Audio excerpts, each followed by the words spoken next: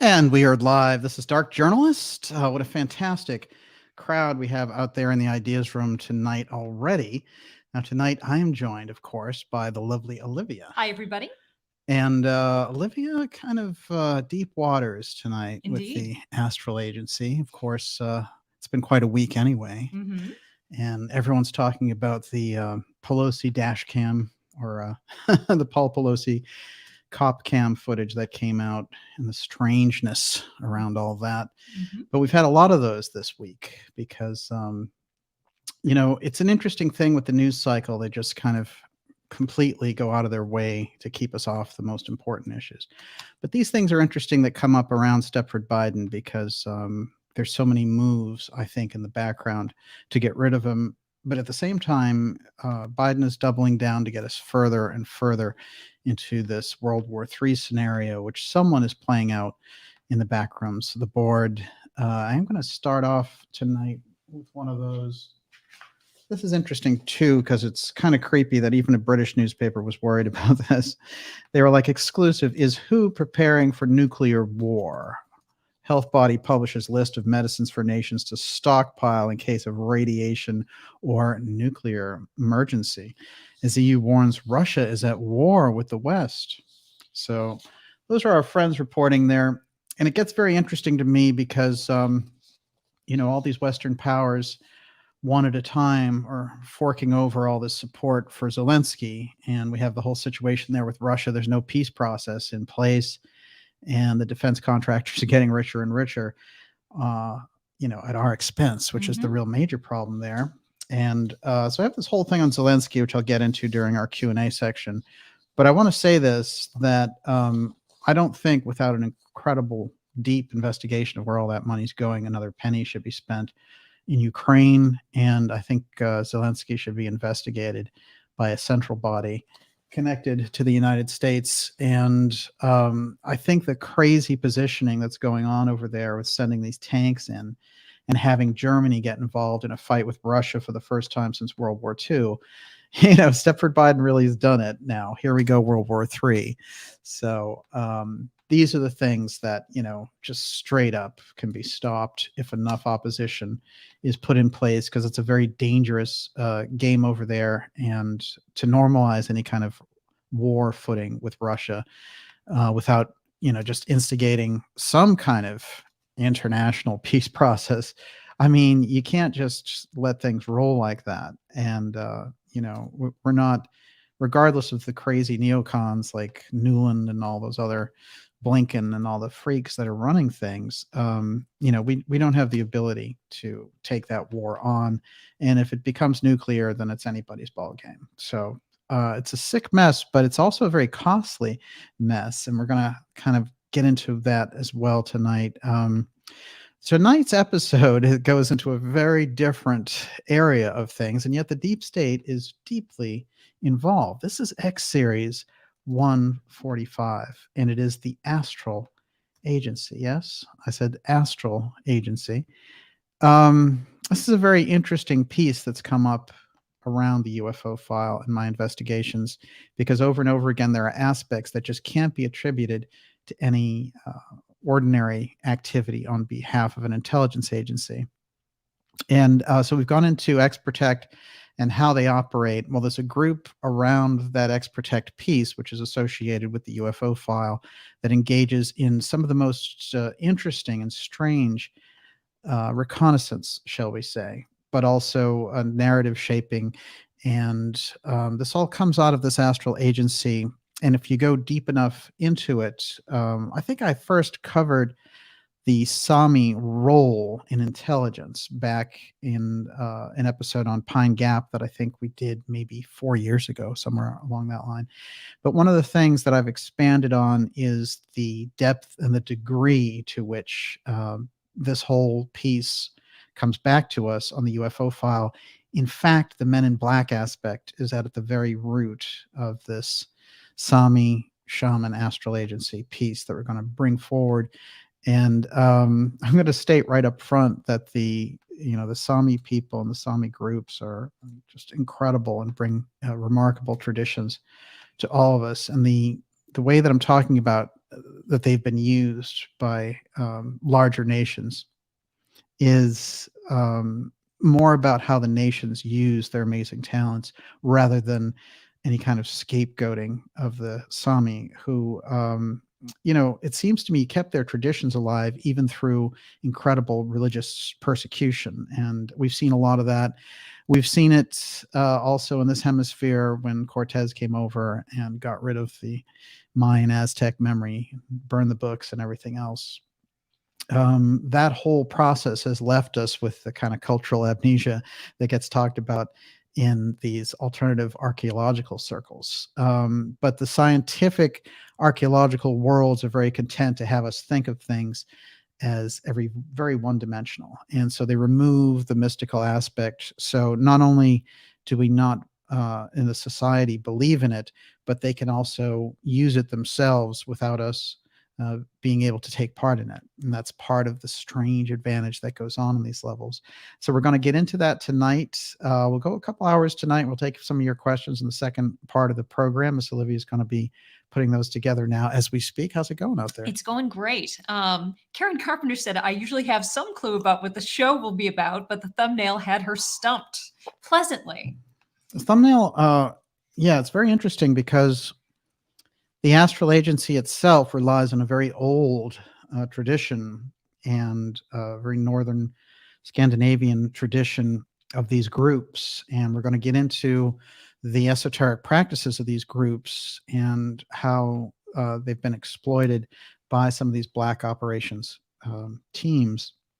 And it's quite interesting, we've looked at in the past how they've done this in terms of competing, say, doing things like the remote viewing program as a response to all of the things that were going on behind the Iron Curtain with the Russian advances on using, a very psychic component in their military and intelligence work. Well, ours went pretty deep, but thank God some of the important pieces came out in relation to ours, because the remote viewing program that Russell Targ was able to bring forward and talk about and, really give us a glimpse of that third eye spy activity that we had going on. I think this really gets us into the key aspect here, which is, that's a program that we know is on the books. So it doesn't have to be somebody's guess. Oh, were we trying to use, psychic activity in relation to this? I've cataloged a number of factors in these shows that absolutely demonstrate that the Central Intelligence Agency highly, highly involved in activities dealing with esoteric, occult, and psychic in nature. Now, I think I've pointed out that one of the key things that has come out is a document that was declassified by the CIA, and it was all about the Hall of Records. And this is interesting too, because it showed that they had planted their own agents inside the Association for Research and Enlightenment in 1964 to do some spying on the Casey organization, trying to find out about the Hall of Records, the Atlantean Hall of Records. Mm-hmm. So that and the things that have come out about them searching, and engaging these archaeological wars for things like Noah's Ark and all the Baghdad museum looting and the things that took place in relation to this give us some kind of, it's hard. There's no real roadmap for us to get inside the classified activity of the CIA.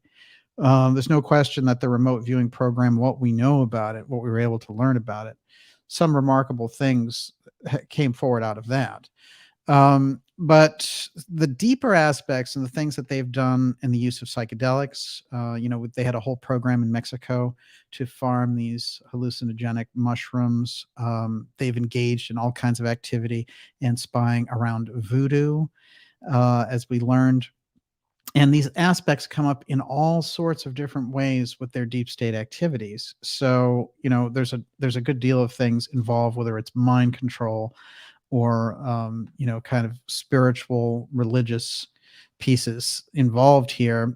A group like the Central Intelligence Agency looks at those things just as levers of belief and levers of, how they are able to utilize something for advantage. So, I won't look for so many true believers among them. However, a lot of them have learned a great deal about psychic activity. And primarily the program dealing with the UFO file and how we get the whole Men in Black thing, it's not very well explained. As a matter of fact, I think the field itself has left a great deal to be desired around it, because there's a kind of a sentimentality thing when we get around the Men in Black, and there have been movies made about the stuff, etc. But really, the central question is, how do the Men in Black that show up in these historical accounts, and there are thousands of them, where do the supernatural abilities come from? So we have even celebrities like Dan Aykroyd talking about engaging with them when he was doing a program on UFOs. So you get everyone from every level of society. You get doctors, farmers, and people in entertainment, and they've all dealt in some way. If they've dealt with the UFO file, they've dealt with this factor of these Men in Black. So I don't think just the idea of the boogeyman thing is so great, and I don't think it's just a sentimental joke from the 50s either. It's something much more important, because early on in the first case of sort of major UFO activity, the Maury Island case before Roswell, and I know there were cases before that, but just speaking in general, I think when we get around Maury Island, immediately the Men in Black show up. So they instantly have to control what's about to happen with the spread of this information around this technology and the kind of supernatural factor that it represents. So when we think about this, we have to start to understand the Men in Black a little bit differently by looking at the early researchers on it, and how a lot of them were spooked off, in fact, scared off by the Men in Black. So how does that work? Spooked off sounds just about right. Exactly. Tell it like it is.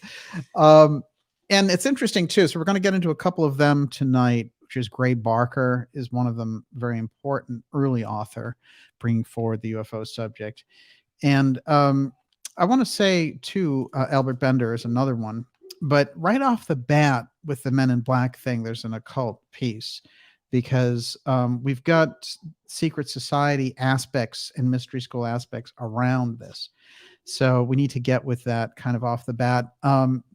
What's interesting to me also is when you start to catalog in the remarkable kind of breakthrough that happened in John Keel's work, we're going to get into tonight as well. One of the amazing things, we know Keel is quite famous for the Mothman and all the things that he did there. But he had a very interesting track record of 30 or 40 years of research, and he kept running into the Men in Black aspect. And one of the remarkable things he was able to bring to us was this really phenomenal piece that involved, in fact, the SAMI Laplanders. And this is an interesting thing, too, because the term itself has gone through some changes over the years, and Laplander is now kind of an out term in terms of referring to the people, because again, they've been marginalized by religious and political aspects over the year, so that term was meant as this kind of derogatory thing. But they Although are. It's a beautiful sounding word. Yeah, so yeah. It's a shame. Absolutely, really. That's true. I think they bring forward some incredible things over time. They're fascinating. And one of the most famous, of course, is Renee Zellweger. And, she's somebody who kind of brings, if you get a grasp of those features, she's got that deep Sami background going on. And it's interesting, too, because they've been targeted over years. And we're talking everyone from Russia to the church, to everyone else, wanting them to change their ways and also wanting to utilize their incredible astral projection abilities and the abilities of their shaman. Now, we're going to get into their shaman, who are called Noedes. And the Noedes are very interesting in that they're well known for being the kind of the healers of the village, and they are the ones who set the religious tone and guided the hunts and all these different things, did the moon ceremonies and brought down the higher spirit. So very much like the priests in religious tradition, The Noedes are interesting, and their techniques are preserved into the 18th and 19th century. This is what makes them so unusual. The church got rid of so many of these and drove them underground. We had so many burned at the stake and all the rest of it in the name of one religion. But in fact, somehow, probably because of the really kind of desolate climate there, which is almost, it's pretty Arctic up Finland, Norway, Sweden, and that whole piece that we're going to get into, that I think they were able to kind of stash their spirituality. Although what's interesting is there's a number of court cases that go from the 16th, 17th, 18th, 19th centuries, which keep bringing these shamans into court and saying, like, he spied on my land and then fruit wouldn't grow. I mean, anytime you wanted to take more land from the Sami, you just had to make up one of these stories. But nonetheless, we get some kind of a glimpse on the ground about their culture from the way these other groups are responding to them. That's going to be fascinating. And I'm going to draw and connect those dots all the way around to the UFO file activity and the Men in Black activity, and show how these are the same aspects of the Astral Agency that was deployed then, and I'll tell you, is deployed now. So the stories run thick, and we'll get to some of them tonight for sure. Everyone, you're watching the Dark Journalist Show. This is X Series 145. We're going deep tonight on the SAMI Shaman. This is the Astral Agency and the UFO file, the Men in Black, all sort of neatly put into this very interesting context that'll give us some room to open up and expand our view around all of these things. And we'll take your questions in the second half of the program, and you can actually ask those now. Miss Olivia's right now putting them together. Now, how are we doing? Good. Mariana K says, I'm from Estonia and recently realized most likely have Sami bloodline. Also have been very psychic all my life. You're in the right place. Isn't that interesting? Let's get some descriptions going about who we're talking about here with the Sami. And the kind of basic textbook explanation is this. The Sami are indigenous peoples of northern Scandinavia and the Kola Peninsula in Russia. Up until the periods between the 17th and 18th centuries, the Sami practiced an indigenous form of shamanism characterized by hunting and animal ceremonialism. One of the things I want to point out is that these drums that the Noedes used, the Sami ex-shaman, they would go into trance and use these very specific drums to do it that they had put down kind of a mandala upon. Now, what's interesting, the kind of sacred drawing, there's so many different types of these drums. And at a certain point, the religious groups were like, the only way you're going to have any peace is if you get rid of those drums. And so they rounded up the drums and actually put them in these museums in Europe. So we still have some of the images of those, and I'm going to show some of those tonight. They're quite fascinating. What's interesting to me is just how afraid they were of these drums. But the other thing is, it's clear to me that that's not, they weren't able to eliminate the tradition, that they just drove it underground. And in fact, I believe it's still very active. But in any case, there were points of it that were recruited over here for intelligence purposes. And we'll get into how that works tonight. A little more on the Sami. Around these drums, now, the Noedi drums have been vital sources of information for scholars outside of the Sami culture, as well as the Sami themselves. In the 1670s, Johannes Schäferus was a German scholar and linguist who wrote about the history around Lapland. Now, they translated and put this book out. I've seen the book and I've read most of it. Here's the thing about it. It has a lot of this religious overhang, so everything that they do is kind of not sacred. So that's how you have to kind of read between the lines. Nonetheless, you can still get a piece, just a flash of what's happening with the Sami in that period. So the other thing I think we learn is that in trance, what happens to that no-80s, the Sami shaman, when they go into these trances, they don't just kind of, oh, I'm out for an hour and I'm back. They go out for a long time. In fact, in some of the cases, they go out for 6 months. So that's kind of Wait, interesting. did I catch that correctly? Yeah. They go into trance for 6 months? Yeah. So let's think about this in terms of like Edgar Cayce, who's doing a reading. So Edgar Cayce would lie down and be put into a psychic reading, and the reading would last about an hour. They'd go questions back and forth. And, that was operating with a big question and answer session. Now, there are all kinds of different levels of how these Samis would use the drums, and they would use these sessions. Some of them would be very simple purposes. So something like that would work. It would be a short thing like, where would I have the most luck planting? Or, where should we move to? Or these types of things. Very typical questions. And they could use it. They could also use it. There's a whole thing about attracting good fortune. This is very, kind of magical stuff. What's interesting to me is when they go into the really deep aspects and they give descriptions of how these people, when they go out, they basically are out. And the only thing that the tribal people around them can do is bring, they can bring them water, they can bring them things. You can't interact with the no-80 when he's in the hyper state. And those are like the real kind of big, I guess you could say almost like universal readings.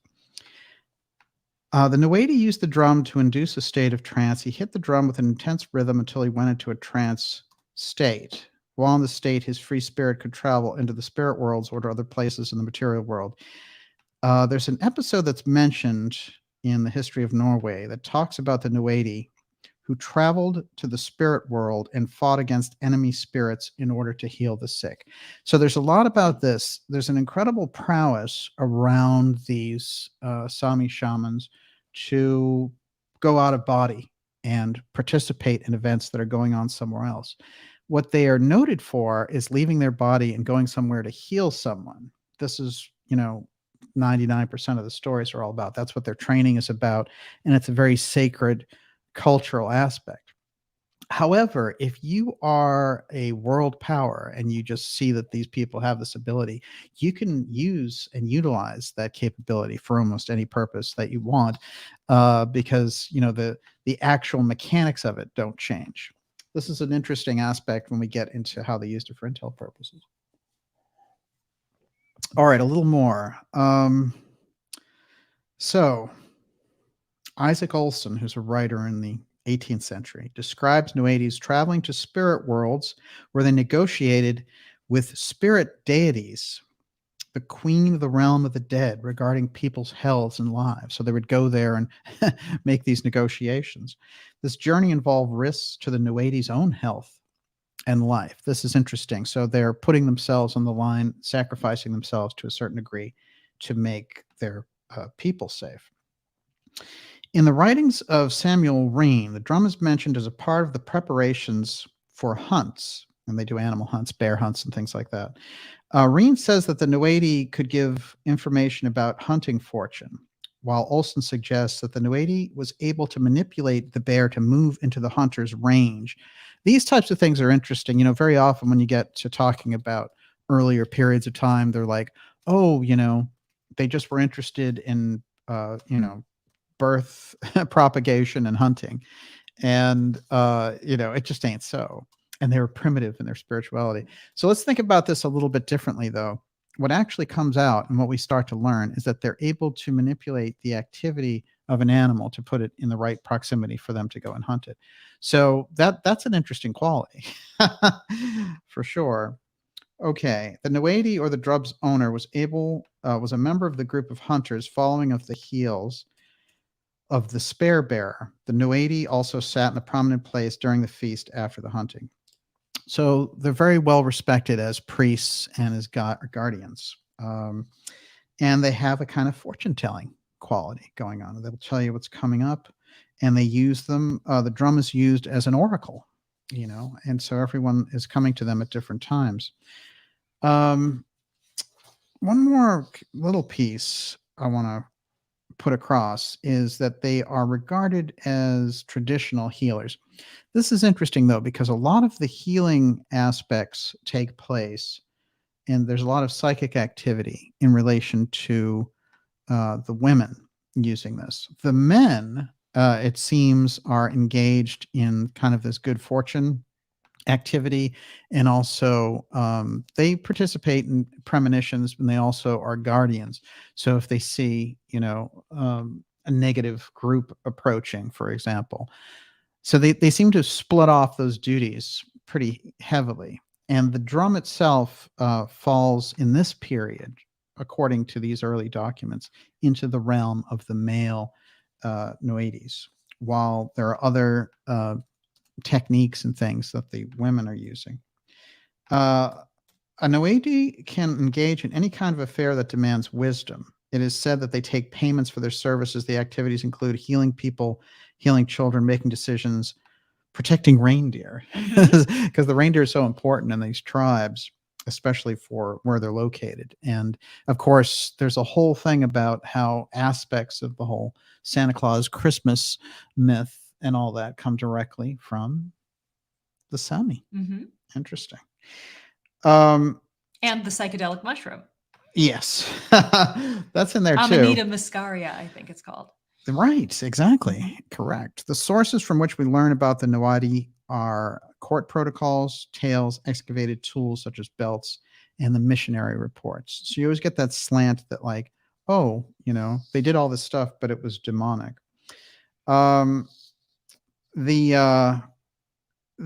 was a mass convicting. These Swedish priests convicted a number of these Sami shamans of sorcery in 1693, and some of them they executed. So they were all about, containing this power and making sure that they were cutting off the Sami. Now, what's interesting is the Samis are known, just like the Yazidi are known, for having these very deep mystical abilities, psychic qualities, the ability to project their astral body, and all these different types of things. In Gurdjieff's work, in his early life, he's exposed to the Yazidis. And so a number of things that are learned along the way of, Gurdjieff, the philosopher, are attributable to the fact that very early on, when he encountered the Yazidis, it gave him this curiosity, which he followed up on. Interestingly, that whole thing about ISIS and the military groups, one of the things that they were doing and that they were sent in there for was to get in there and control the Yazidis, who were still outlying outside of Iraq and outside of the control of the government. And so they had this whole thing where they were like, we're going to raid their towns and all the rest of it. So this whole piece about the Yazidis, we need to understand how these groups get targeted and what their qualities are beyond their location and kind of the traditional geographical explanation for what's going on. Everyone, you're watching the Dark Journalist Show, going deep tonight in X Series 145. This is the Astral Agency, all about the ex-SAMI shaman. And we're going to be taking your questions the second part of tonight. I also want to remind you, especially if you're new here, now that I have your attention, to go directly to darkjournalist.com and sign up for our free newsletter that keeps us in touch. We've experienced remarkable, and I mean remarkable, de-amplifying, as Twitter likes to call it. That censorship thing runs heavy, and it kind of goes with the territory, with the kind of work that we do. But nonetheless, the best way for us to stay in touch and for you to get notifications about the remarkable interviews we have coming up for you in February and March, and the remarkable X shows that we have, and special reports, documentaries, everything coming up for you. The best way is to make sure you're on that newsletter list. The other thing I want to mention is that we're doing a 5-year anniversary 2-part show in March, probably the third week of March. And this is going to be something very special coming up. So make sure you stand up and be counted and you're on that newsletter list. And with that, Miss Olivia, you're up. Space Ghost says, is the Astral Agency linked to the Tesla DARPA Radiant Energy of Project Pegasus 1981? And the Nutball News says, is the Astral Agency connected to Project Stargate? Yeah, well, the second one makes a lot of sense. It's interesting, though. You see, the traditional reasons for things like CERN and things like that run into programs where they're trying to get scientific activity, for example. So that's what that makes me think of. It makes me think of the cover story for CERN, which is absolutely legit. But they said, well, we want to put all these particles together and find the God particle. And then they supposedly did that. And then they kept building them bigger and bigger and badder. And in the background, strange rumors started to pop up about sacrifices, occult activity, mock sacrifices, strange things going on, and all of these kind of occult statues going up there at CERN in Switzerland. Now, CERN, again, is originally a nuclear agency, a nuclear development agency, and they put together these, really intense telescopes for tracking this activity and all this series of cameras and tunnels and all the rest of it.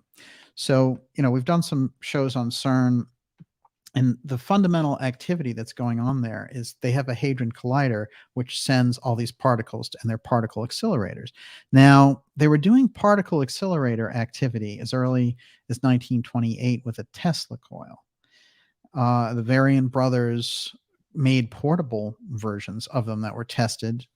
And so we've seen all these things happen also in the United States. They've set up, for example, Brookhaven and other places. But the thing about CERN that I think is interesting and why this gets into it is there's a secondary aspect to it, which is communication between dimensions.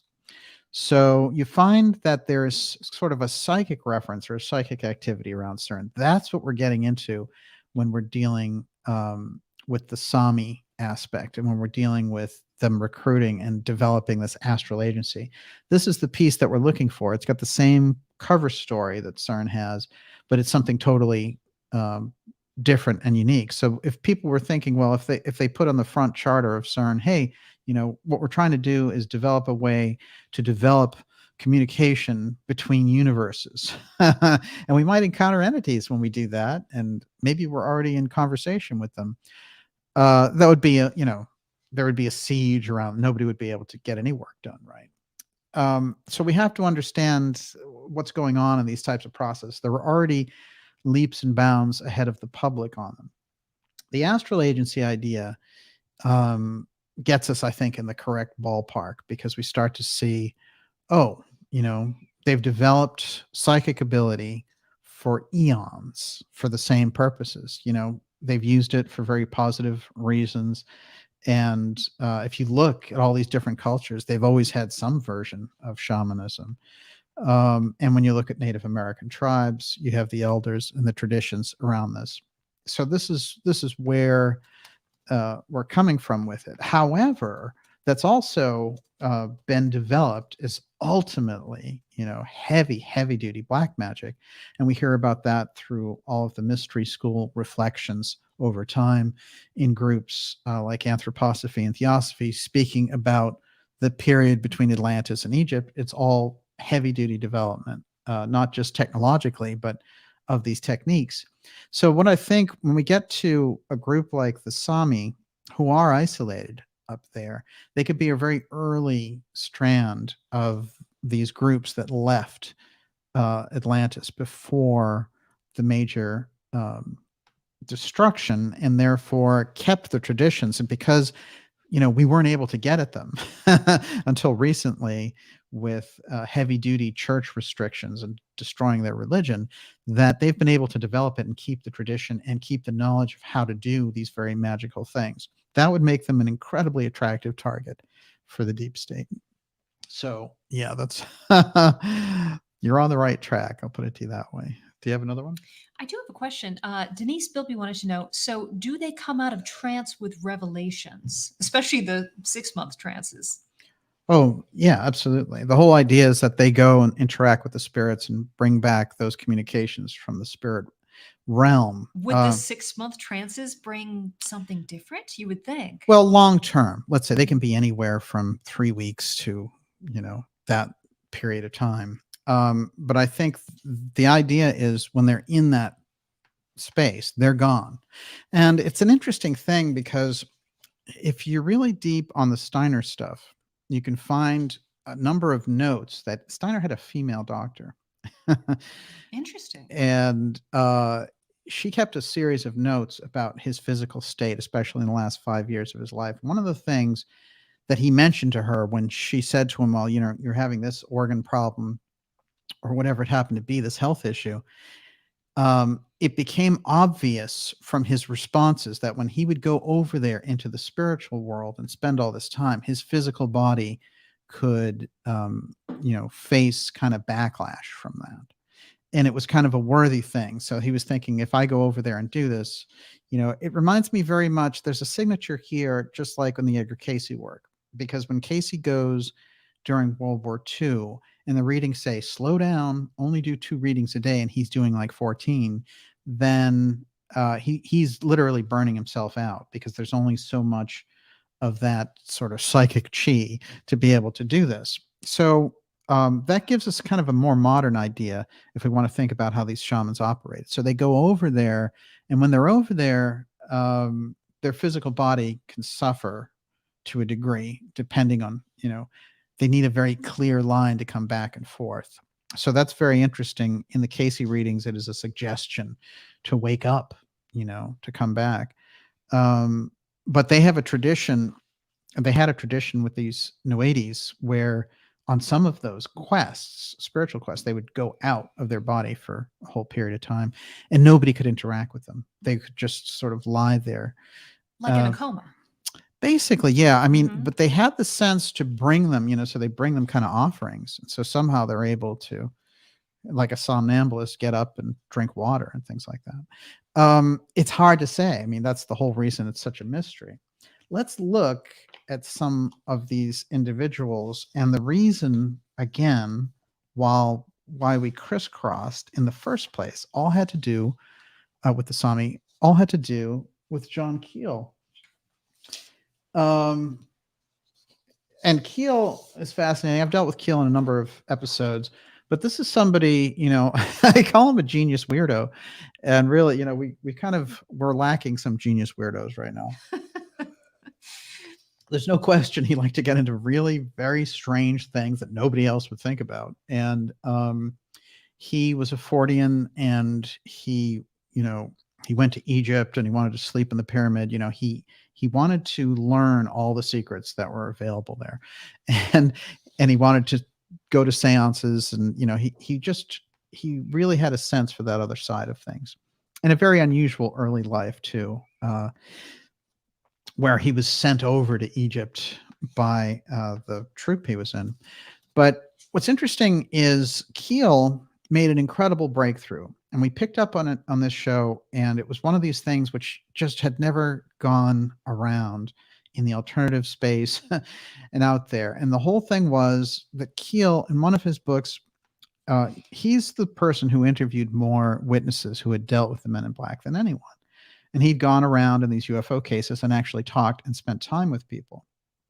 So this wasn't like some kind of weird, like Elizondo freak show where, he's like, I know all about the UFO file. This is somebody who was dealing with actual people. He was a reporter dealing with actual people who'd gone through these experiences, much better level of experience. And what happened was they kept telling him, he said, there's something weird about this. They're saying that a lot of the Men in Black are around 5 feet tall and they appear Asian. And he was starting to wonder about this aspect. And then there were other ones, and he was like, well, that's kind of Asian, like there's something in the mix here. I had to find out exactly what type of people that these people are seeing. So he went and he got a snapshot of basically every type of racial group around the planet. And Europeans, Asiatics, people from Africa, he had them all. And he said, I'm going to go to each one of these witnesses. And what he did when he went down the line with all of them was they went through every different type of picture. And when they came to the SAMI Laplander photo, that's the picture that they said, it's this person. And this is the picture that they chose. And this is actually a woman, a female SAMI. And I'm going to talk a little bit about her and how she was taken over to the United States. But it's quite interesting because this is the photo that they stopped him on and said, go no further. Now, what's interesting, if you go into Keel's records, is he doesn't say, well, about 10% of the people stopped me and did that. He doesn't say 20% of the people. He says it was unanimous. All of them did. So we know that there's some relationship here with the Men in Black and what people are seeing and the SAMIs. It's inevitable crisscross from Keel's research. It was just hanging out there like, something in the UFO field that was a weird mystery. But when we start to open up exactly what's going on with the SAMI, we start to get those answers. Everyone, you're watching the Dark Journalist Show, X Series 145. Tonight, it is the Astral Agency. That's where we're going. And John Keel is an excellent door in. I have a good quote from Keel, actually. I'm going to go to next. By the way, there's one of these male SAMI shaman. Very interesting. And I have to say, there's something almost haunting about these photos of the SAMI. They've kept themselves completely, sort of in their own culture and their own sense of time and space. So it's almost like everything stops when you look at them. That is a picture of one of these drums that were taken by the priests, that the Swedish priests took from the SAMI and stuck in these museums. And that gives us an idea of what they were using. In fact, just to give a little bit of a background on that. And I'm going to read Keel's quote. It's interesting because the other person that comes up here is Jim Keith. And Keith really had an interesting idea about the Men in Black thing. All right. So this is what Keel has to say in relation to the Men in Black to open up the conversation. While chimeras can come in all sizes and shapes, ranging from 20-foot giants to animated tin cans, the most fascinating type is one who has appeared in almost every country on Earth. In other ages, he was regarded as the devil incarnate. He dressed in black and rode on a black horse. Later, he arrived in black horse-drawn carriages, even in hearses. Today, he steps out of flying saucers in remote farm fields. He's built exactly like us, stands 5 feet 6 inches tall, looks very human, but has high cheekbones, unusually long fingers, and an oriental cast to his features. His complexion is olive or reddish. He speaks every language, sometimes mechanically, as if he's reciting a memorized speech, sometimes fluently. He has trouble breathing, often wheezing and gasping between words. Like our dinosaurs, he leaves a few footprints behind, footprints which suddenly end as if he had vanished into thin air. This is interesting about qualities that these Men in Black have. And again, what happens generally is there's a large scale sighting that takes place, and reporters and people get involved, witnesses get involved, and the story starts to get around, and then they get visits from the Men in Black classically. Now, this is interesting. When these encounters take place, what happens is the figures that show up don't act quite human. There's something a little bit amiss. The wheezing thing is interesting. The other is seeming to hold on to their hat or coat as if they're going to lose their disguise. This starts to give the impression, when you hear about it, of either very deep disguise or something that isn't quite fully corporeal. So something that is a projection, an astral projection in this case. There have been cases, if you go through the works of people like Emma Britton, Theosophy, and other cases where certain theosophists had developed these abilities or learned these abilities. In the case of Blavatsky, Gurdjieff, there's a case of this also, where they can project themselves physically in a different location and take part in what's going on there. In the Casey work, he talks about an Essene named Judy who trained Christ in numerology and astrology and things of this nature, who had the ability to project herself astrally. And when they asked him, was she present at the resurrection? And he said, well, not physically, but she was there. So, you know, this is an aspect that runs deep when we think about it. But when these witnesses are being intimidated by these people who then seem to kind of go away, it's quite interesting because what's going on at that time in the 1950s, just for this snapshot, is the FBI. It's usually the one coming around and harassing people. And so the men in black end up looking like, you know, FBI people. And it's kind of interesting when we take a look at it, because what we're seeing really is that this would be kind of the image they would pick up. And then the cars themselves all seem to be brand new, but they seem to be from this 40s era. So like brand new editions of 1940s vehicles. One of the famous cases of someone in modern times seeing them is the story by Dan Aykroyd. And I find it very interesting because, do you remember this one? What I see about it, I mean, he was going to do a show for the Sci-Fi Channel, and he was doing all these UFO interviews with witnesses. And he was doing this in New York, and he'd come down on a break, and he saw actual men in black. And he thought, this is really weird. And they had the whole car thing, you know, from the 40s, and their suits looked weird, but they were giving him this look that was just, you know, the ultimate dead eye, right? Mm-hmm. And so he remembers it, and he recounts it in a series of interviews. He was actually on the phone booking Britney Spears to be on Saturday Night Live. And he's sitting there watching these people, and then he turns around and they're gone. Then he learns 2 days later that the series he's been working on for 8 weeks isn't going to run at all. After all that work and all the expense, it's not happening. So the message of the men in black there was, no, you know, it's not going to happen. So he felt very threatened by the whole thing. It is interesting to note that in a period when they were really trying to marginalize the UFO file or make it just the stuff of like the X-Files or something,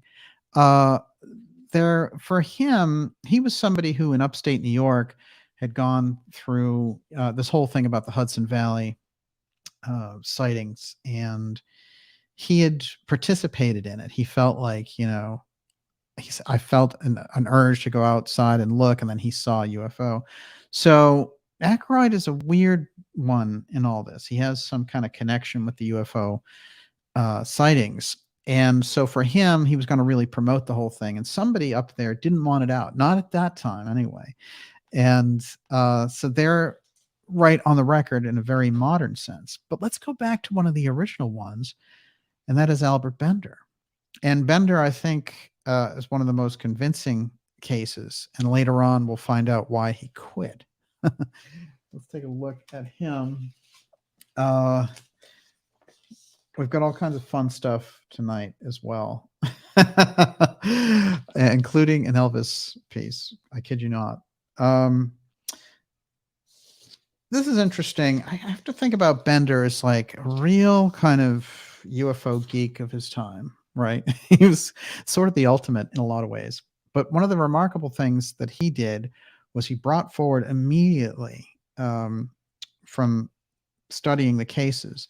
He brought forward the idea of, you know, the UFO piece being important and needing to be cataloged, the sightings and all the rest of it. What happens with him is that he's visited immediately after setting up this newsletter and covering these UFO cases. And this is a picture of him with descriptions of what he saw, these unusual characters who basically look like FBI agents. But the picture that he's got there is kind of weird. Let's face it. I mean, the face, what do you make of that, Olivia? That face with all the, whoa. Yeah, it's sort of like darkened out. It's so you can only see the eyes.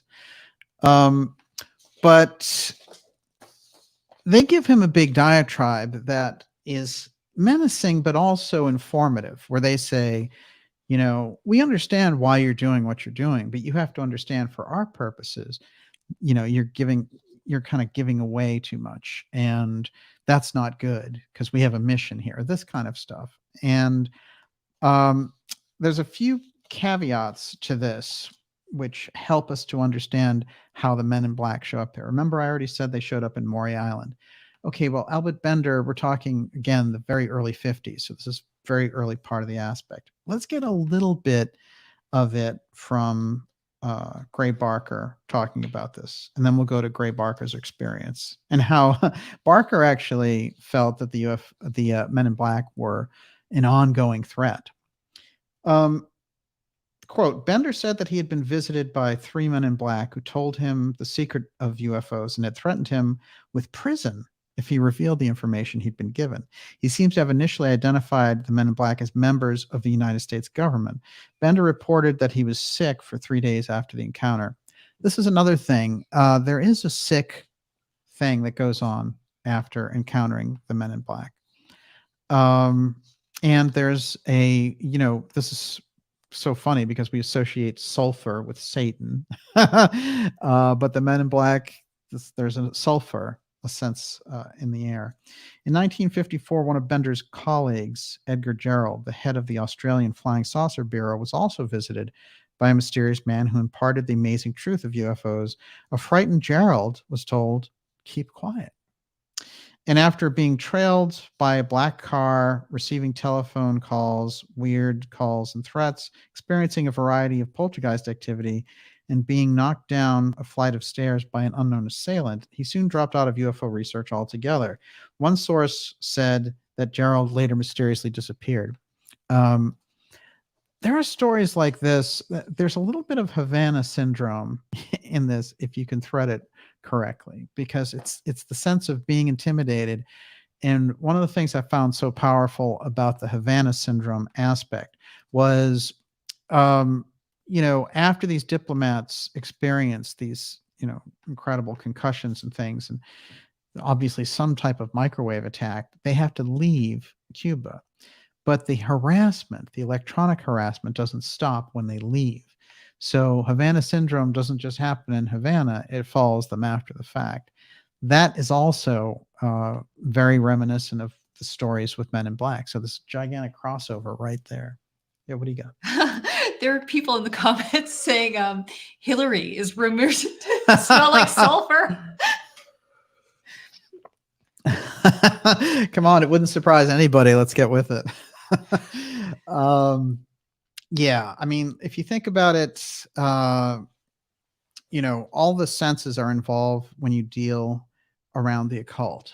So, in fact, the olfactory nerves were cited by Casey as being the most important in terms of getting into altered states. So, you know, incense and things of that nature, instantly powerful effect. Okay, a little more.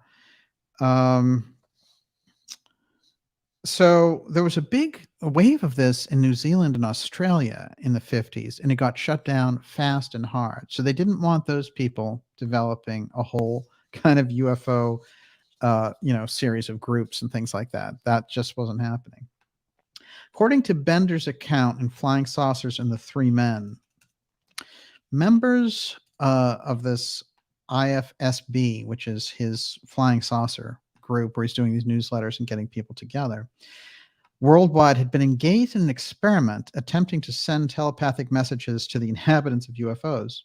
The text of the message was a reassurance to the aliens that the members of IFSB welcomed them with utmost friendship. This is like a Stephen Greer type thing. And included a request to get in touch. Bender lay on his bed in his darkened room and attempted to mentally project the message 3 times into the cosmos. There's a whole kind of occult ceremony that takes place with this, which is why I think these Men in Black show up. Suddenly, he was overcome by a cold chill, severe headaches, sulfurous stench pervaded the room, and he partially lost consciousness. Small blue blinking lights swam through Bender's mind, and he had the impression of weightlessness. Then he felt very cold, as if he were, quote, lying naked on a floating piece of ice in the Atlantic Ocean. Bender opened his eyes to see his body 3 feet below him. So he's been launched into this strange astral state.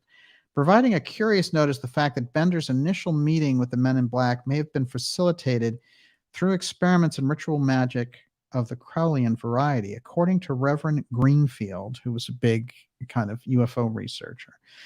He was a friend of Bender's, amanuensis Gray Barker. Even Barker noted that Albert Bender's experiments were more like magical conjurations than an attempt at extraterrestrial communication. Any initiated magician reading Bender's account would recognize the elements of magical conjuration immediately. This is interesting to me for a lot of reasons, because everything around the Men in Black actually takes on a mystical, magical connotation. It doesn't seem, I've read, there's this guy, Colonel French, who came out later and said, I was part of the government harassing UFO people, and I pretended I was a Men in Black and all that. But those things, I never like it when people show up as Johnny come lately. It reminds me how years later in the JFK case, this guy came forward and said, I was Umbrella Man. I usually think that is the deep state trying to tie up loose ends, and those people tend to disappear as well. But for my money, I think there were government attempts to silence these people, obviously, but I don't think that they were using, in the majority of cases, the heavy duty Men in Black cases, anything like normal people. I think there's something totally different going on there. And I'm going to prove it to you in this episode, along with the link to the SAMIs. Everyone, you're watching the Dark Journalist Show, X Series 145, Deep Tonight, with you on the subject of the Astral Agency.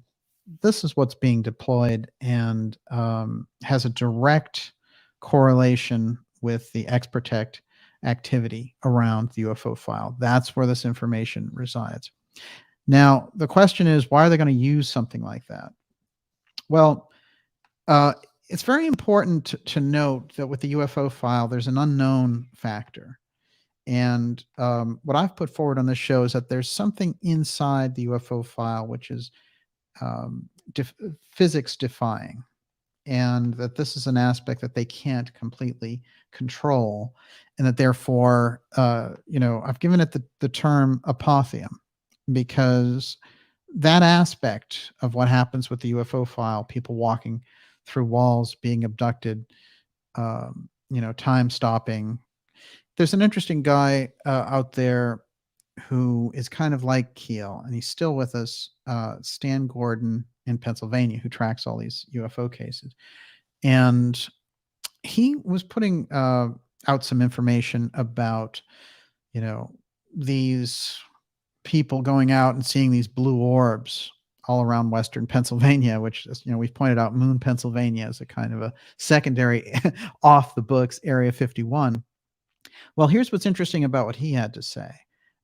He said that not only did the car batteries die when these people were out checking out these orbs, but their camera batteries would die, so they couldn't take pictures. So this is very reminiscent to me of all these different things that happen. There's kind of apotheum effects that are all associated with the UFO file. And if you go deep into it, there's a book by Betty Hill long after her experiences with her and Barney, and it's called Common Sense UFOs. And if you read it, it's a short little book about how these groups of people in the 70s would line up their cars along the river waiting for these lights to come out of the water, and that the UFOs were in fact always associated with water, but that there were points in New Hampshire where groups would get together and do this, and they wouldn't, bring it to the media or whatever. It would just be one of these things like a UFO happening. Well, it's very interesting, because when this stuff would take place and, they would see these orbs come out of the water, their car batteries right down the line would die. So the radios would go out. So there's something that is electromagnetic that's involved with this right off the bat. One of my earliest experiences was dealing with someone who was working for John Mack, And what I found so weird about what she was talking about in terms of the work that Mac was doing is she said he was training these people who had been abducted in astral projection. So instantly it gave me an idea that this wasn't a traditional type of phenomena of a group from another planet landing in a ship and abducting these people, that it was there was an aspect that relied specifically on a kind of a metaphysical function, to put it lightly. And so what all this does for me is it gives us a kind of an idea, maybe a place to start about the nature of what's going on there. So the thing that's being protected has a technological aspect, but it has this kind of a magical piece, you know, kind of a runaway physics that when it gets out of their control, it can wreak all kinds of unusual havoc. Now, what's interesting is it seems to me they encountered the same thing with Tesla's technology. And if you go back even further with John Keely's technology. So there's something that is in the whole X technology that has this aspect that they are, they must control in a sense, because this is what their deep fear is. So groups like that I've referred to as X-Protect, who use lethal energies and lethal plans to protect the UFO file. They're doing it, the UFO file is, according to, physicist Sarbarker, the highest secret in the United States government. And I believe part of that reason is this other effect, not just that, hey, aliens are here and it's the biggest secret ever. I think that's a different secrecy protocol. So let's go a little further now with that information, thinking about these groups. Let's try to connect up this mystical Men in Black thing with what they're protecting and what's the operation, what exactly is the process. And for that, we're going to go back to the SAMI again. And again, so Keel had everyone look at these different groups, and they all chose this SAMI woman. And by the way, they were referring to a male Men in Black, so that also is interesting. One of the things that the SAMI shaman was so good at with these drums is he would basically draw out the entire spiritual nature of the problem that the person came to him with, or that the entire people were concerned with. And then he would emphasize in the activity of the trance state with the drumming, solving the issue, basically. And what's happening there is the ability of them to go and interact with these, star beings and things of this nature is a core aspect. There are these European researchers, when they were studying the SAMI, were saying, we practiced with some of them, and some of them would go and check on family members of ours. And so they had this ability to astrally project, check on the person, and come back and give us a report. Now, it's very interesting because I'm just going to insert this here and we'll follow up in a different episode. But if you get into mesmerism and you look at some of the things that Mesmer was doing, one of the people who picked up on his work was Deepai Segar. And one of the things that he did was he had worked with these peasants in developing telepathy back and forth. And at first, what he was having them do was, when they would do these projections, go and describe something to him and come back.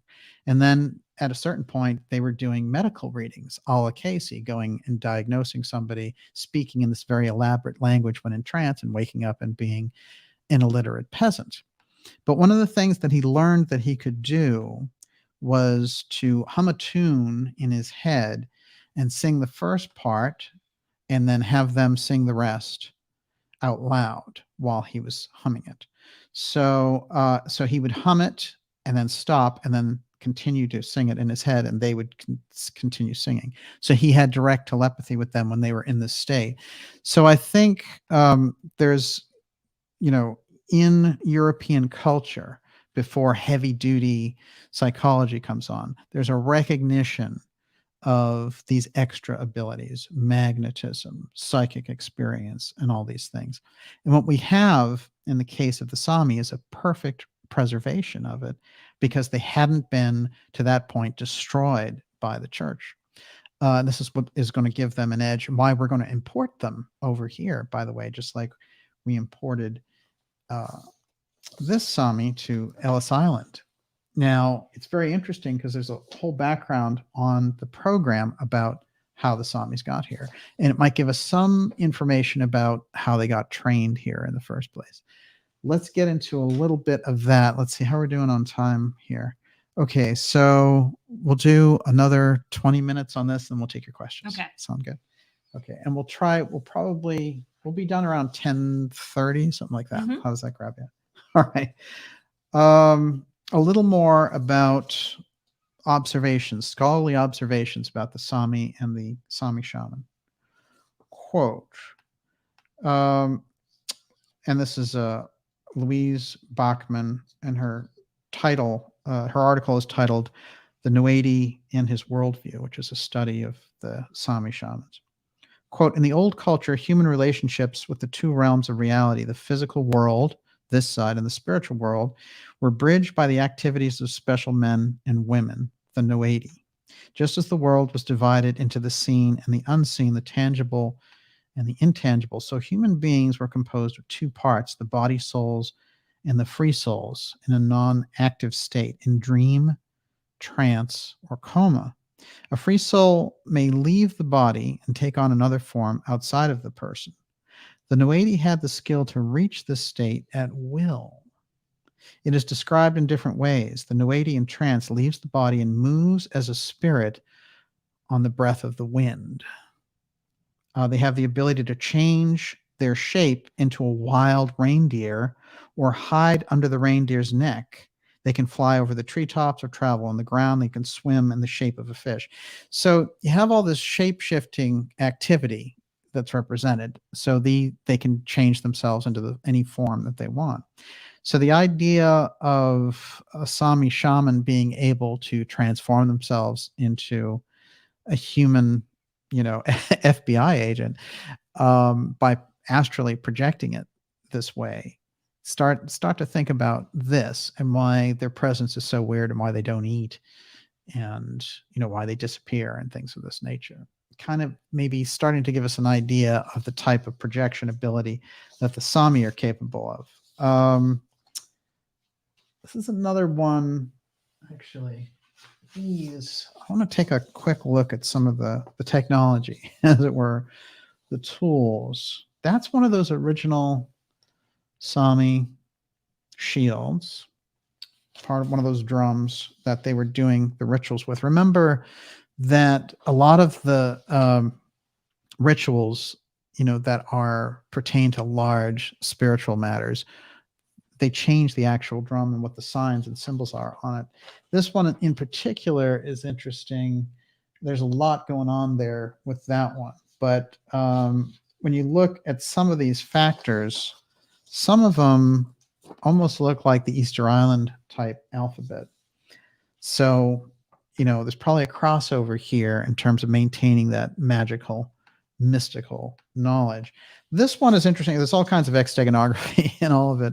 But this is interesting because they've determined that these signs for the Sami shaman were all about sending out good fortune or sending out opposing forces to, warring tribes that were coming in, and how the tribe would send the thing out and how it would be received.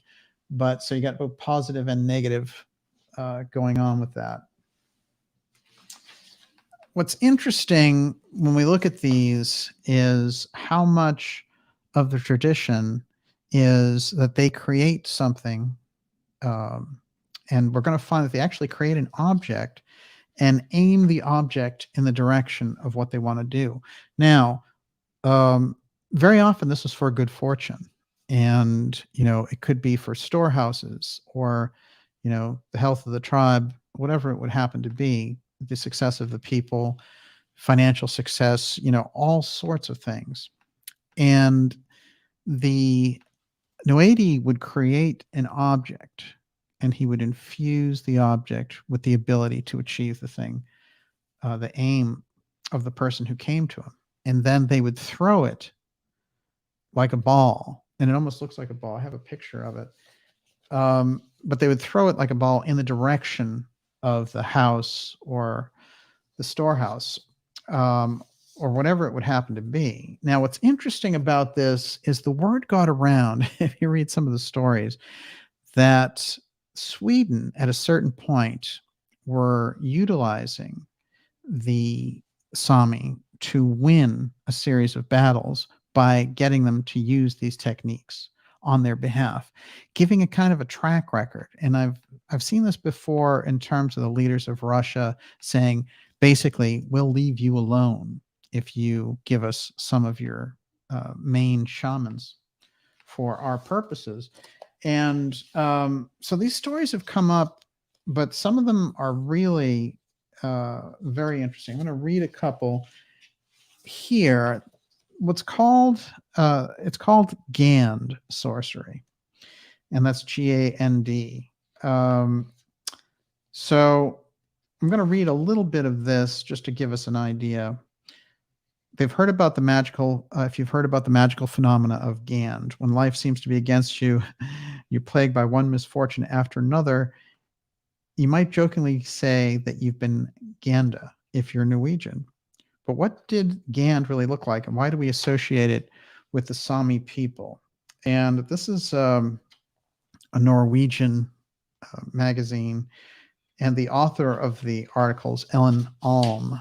But there's a few interesting things she has to say here that I want to get to. Miss Olivia, how are you doing over there?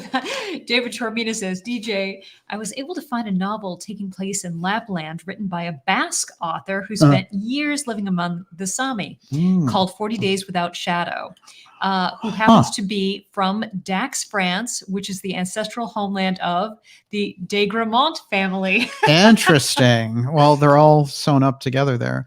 What's the date on it? I'd be very interested to hear that. I think it was 1940. Sounds good, though. It definitely sounds like interesting stuff.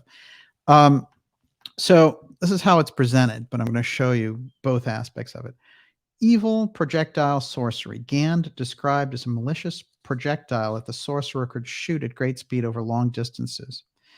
All the words describe the same phenomena of shooting a projectile to cast a spell. These shots supposedly came from the north wind, and were sent to people who lived remotely and had a dubious relationship with Christianity.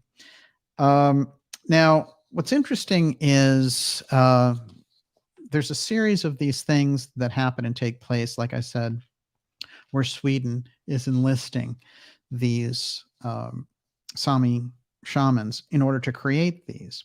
However, what's interesting is what they've done traditionally with them is for good fortune. So again, this is using something of a magical variety and twisting the purpose around for what it is. Here's a few historical mentions about it. Magnus wrote that the Sami could inflict people with different kinds of diseases, and for this purpose craft small spell spears about the length of a finger and shoot them as far as they want against those who are the object of their revenge. Or as far as I can tell, I mean, this has almost like a voodoo thing to it. Magnus does not use the actual word Gand in describing the northern art of sorcery. And what I find so interesting about this is they're being utilized at a very early period. And the Gand itself is a ball. It basically looks like a golf ball, in fact. Oh, this is great. That's the picture of the Gand. So, so this idea of recruiting the Sami for purposes that are dubious has a track record, has a piece. Now, there's a chapter in one of these early books, which is a 1673 book about missionaries going and visiting the Sami and being like, oh, you know, they're so non-religious. But in fact, there are accounts of those tribes, and the Sami take very good care of the surrounding people. And so there's very differing stories around them. But anyway, from this book, of missionaries visiting the Sami. In his chapter on Sami sorcery, Shepherus, who is the author of the book, discusses the various aspects of the people's knowledge of witchcraft. Shepherus was especially interested in Gand curses. He didn't think they were lead arrows, as Magnus believed, but rather Gand tear. The word tear is Swedish, not Sami, and is derived from the Finnish word tira, which means sorcery ball. So there's all kinds of, there's a very deep explanation around this, and there's lots of extegonography associated with it too. But what's interesting for me is that we have a pretty heavy duty track record there of them being recruited into purposes that weren't their own.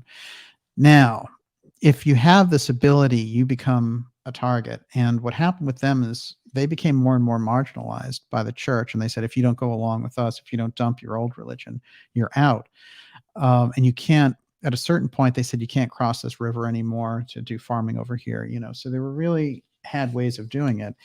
And if you go back and study the religion of the Sami, you're going to find very, very benevolent deities. These aren't kind of like the, super war gods or things of this nature, but they are unusual, and they're often wrapped up around this reindeer idea. That's one of the original kind of gods on the altar. One of the most irreconcilable elements of the Sami's worldview from the missionaries' perspective was the notion that the living and the departed were regarded as two halves of the same family. The Sami regarded the concept as fundamental, while Protestant Christian missionaries absolutely discounted any possibility of the dead having anything to do with the living, since this belief was not just a religion, but a living dialogue with their ancestors. Their society was concomitantly impoverished. So you have them trying to lay a very heavy Lutheran religious view around the Sami, who are deep in a preserved religion because, of their location, very northern location in Scandinavia, that they haven't been interrupted by the religious progress of culture. And so here they are with their different deities for things.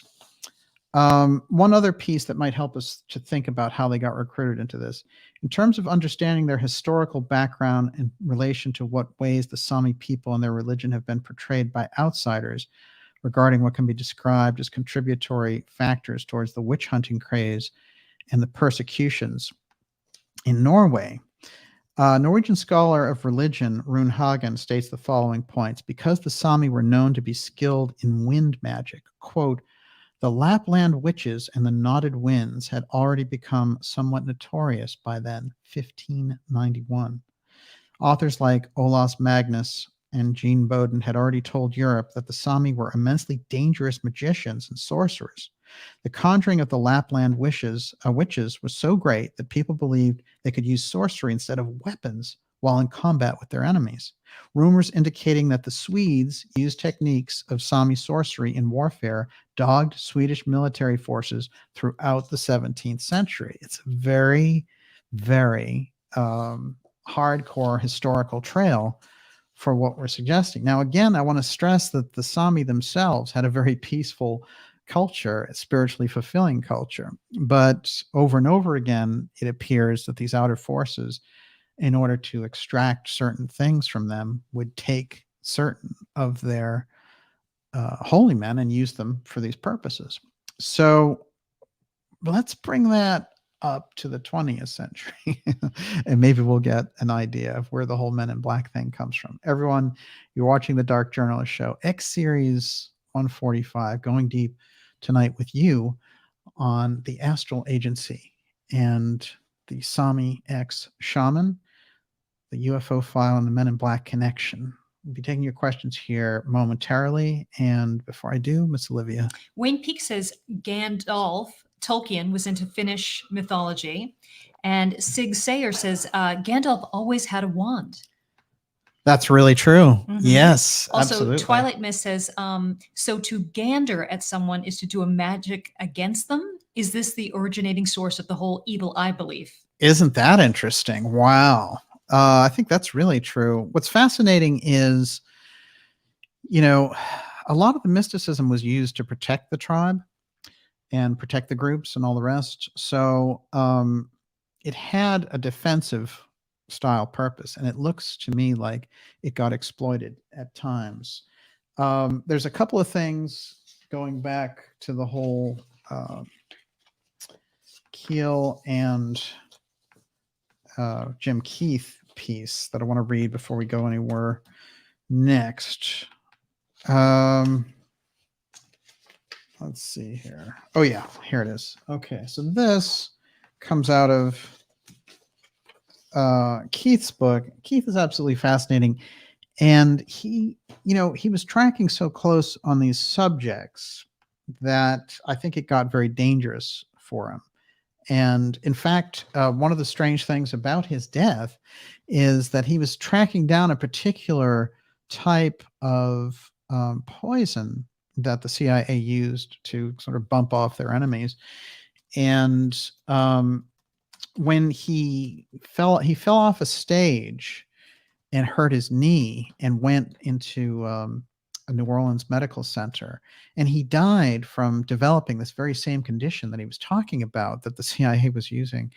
So it's just, an unbelievable thing, but a very great loss, because these are people who had developed an insight that operated somewhere in the netherworld between the deep state activity and the mystical side, which that thread went completely awry. And actually the deep state researchers became a very hardened group over here, and the kind of UFO mystical stuff over here, never the twain shall meet. And that's a big problem when you get around the subject matter, especially when you have very gullible UFO people taking in the government pablum on this and saying, oh, hey, the CIA wants to give us disclosure and things like that. If they, if it was Jim Keith or, Keel or any of these guys operating, they understand about the government very well. Keel spent 2 years in the government. So, he understood how a lot of that stuff worked. So I'm going to read this quote. Miss Olivia, what you got? Do you have something? Caritas Tarot says, why would such a spiritual culture sign on as bullies for alphabet agencies? And Danielle Jorgensen says, have you seen any documentation regarding MK Ultra and the Astral Agencies? Well, see, the thing is that the culture doesn't sign on for it at all. As a matter of fact, it seems to me that the culture is constantly under attack, whether by religious forces or political forces. But when they're known to have this great kind of treasure of these magical abilities, their abilities are sought out and at times extracted, and like I said, there's a number of cases where they sent them, for practicing sorcery and all the rest of it. I mean, a lot of this reminds me of the witch trials and all the rest of it, because in fact, when it comes to the witch trials, is it just somebody who ticked off the priests, and they could just say, imagine we're living in that period of time, and they say, aha, you're a witch, and we see that all the time now, right? You are the spirit of the witch burnings persists. They did it with the whole unvaccinated thing, and Trudeau was he was the master, said we must not tolerate these people, right? And hopefully the Canadians are smart enough, so we're rid of him soon. After New Zealand got rid of... It's not looking good for him, that's for sure. New Zealand got rid of Ardern. Canada, you can do it. You can get rid of Trudeau. And we got rid of Shifty Schiff on the Intelligence Committee after McCarthy got in as Speaker. This is really remarkable because... and we also got rid of Eric Swalwell, right, who was sleeping with a Chinese spy. He shouldn't have been anywhere near classified intelligence information. I mean, so they got rid of him. So there are, every once in a while you get a bright spot on that. But Trudeau going down, yeah, that would do it. But certainly they were using the same thing. Just like, it's interesting. I was reading that, there are a series of moves that the deep state wants to make. And I was thinking to myself, the obvious step from unvaxxed and the whole thing that they were laying out there and trying to castigate these people and marginalize them in society, the next move is unchipped, right? That's it. If you're not chipped, you don't have the chip. You don't care about climate change. You're right. I don't care about climate change. But I do care about corporations destroying the environment. And you know what? I think they should pay for it and clean it up. That solves that problem pretty well. I think it's a good place to start. Unbelievable. Okay. Back to our friend Keith. Here's the deal with Keith. He has some interesting things to say about H.P. Lovecraft. And he starts to identify maybe where early Men in Black information is coming from. Quote, 1932, Lovecraft's story Dream in the Witch House tells of a condemned witch, Keziah Mason, who at the height of the Salem witch craze escaped a prison cell by extra-dimensional projection, astral projection. Reappearing in modern times, well, that's even better. Keziah enchants a student named Walter Gilman out of the material plane, where he's confronted by the Men in Black. The deputy or messenger of hidden or terrible powers, Gilman learns that children are sometimes kidnapped on Earth and taken for sacrifice into this other dark dimension, and ends up blithering about this man in black who will possess him and deliver him to the throne of an evil alien god. That's 1932. And so these stories, you know, very, very thick and dense. Lovecraft, although ostensibly writing fiction, yes, it's fiction, privately disavowing any belief in the supernatural, is revered by many modern occultist groups for his extraordinary otherworldly visions. I remember the story of L. Ron Hubbard meeting him and just following him around these kind of book conventions. And we all know how that ended up. It's interesting that Frank Belknap Long, a well-known writer of dark fantasy, recalls that Lovecraft met L. Ron Hubbard at a science fiction fan gathering in New York in the 30s. According to Long, Lovecraft remarked that the enthusiastic young Hubbard would go far. Yeah, understatement there. So this is interesting. More kind of ideas around this mystery school aspect when dealing with Men in Black, and that gets us into the Left Hand School's Black Lodge piece. So this is Keith again writing, and he's quoting that Reverend who I mentioned earlier, who's into UFOs. It's known that the Black Lodge, which as it opposes evolution, inherently fights a rearguard action, has made unceasing war on the Great White Brotherhood in the West from the beginnings of the magical revival. This is the opening of the 1840 doorway that Steiner talks about. And indeed, fallen and failed adepts of the Great White Brotherhood have become the tools and pawns of the Black Lodge. From Mathers to Hubbard and beyond, Marshall Mathers is big Golden Dawn leader, it would seem that the immediate goal of the Black Brothers of the left is to delay the manifestation of the new aeon, a birth of a magical child, and the realization of the Ubermensch through diversions of the will current into less useless power plays, demoralizing materialist, superstitious delusions, and New Age jargon. The Men in Black, now this is Keith's commentary, the Men in Black of modern ufology effortlessly translate into this context. By hushing up witnesses to UFOs, it may be speculated they are stifling communication about what lies in realms more ethereal and more advanced than our own. This is the point. Thus impeding human evolution. The Men in Black also demonstrate a clear dichotomy with the mysterious strangers, and would seem to fall within the context of the White Brotherhood, given that the information imparted in most cases is advanced scientific concepts. So basically, if we were to take a few different pieces of that, so the White Brotherhood aspect and the benevolent mystery schools, you know, the Rosicrucian moves, the public mystery schools, theosophy, anthroposophy, that's all operating on one side, moving the culture forward. The negative piece, the harmonic piece, as Steiner identifies it, they are they utilize the exact same types of quote magic and the tools of evolution. So they're on equal levels, and they're referred to as the brotherhoods of the left. Now, they have these types of tools like we've described in the SAMI shamanhood. So when we look at that and we can see that they can clearly use and utilize these occult aspects, then we start to get an idea that there's a war going on behind the scenes between these two large bodies trying to guide humanity. At the same time, both are very sensitive to the negative impact of too much of this information coming out. So this is what's interesting to me, and what we see very often is the schools on the left thrive on deception. So that's where we get so much of the political rhetoric. And, the schools on the left are major drivers of war and major drivers of things like the types of operations that we see. So when we start to get a hint around what the mystery schools are, then we can see when they're recruiting groups like the SAMI to perform something in the way of shutting down all opposition to, the secrecy around the UFO file.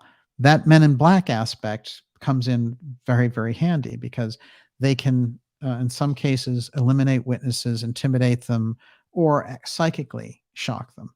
And so their presence becomes far more efficient than just sending out some FBI thugs to do your bidding for you, especially since that can be tracked back and there's a legal process and all the rest. In this case, the Men in Black just disappear after intimidating the witnesses. So there's more to go on the SAMI, but so as to keep things in the right flow, I'm going to turn it all over to you right now, Miss Olivia. Okay, Shamanist Anamkara. The body can also be vulnerable to spiritual attack when a soul is spending a lot of time in the spirit world. Stephen Yui says, DJ, do you trust hypnotism? What do you think about altered states? Hypnotism, absolutely. It's just a tool. Hypnotism was really developed out of mesmerism, and scientifically it got downgraded, but originally on the inside they knew how valuable and important it was. One of the early guys who was in favor of it in psychology is Charcot.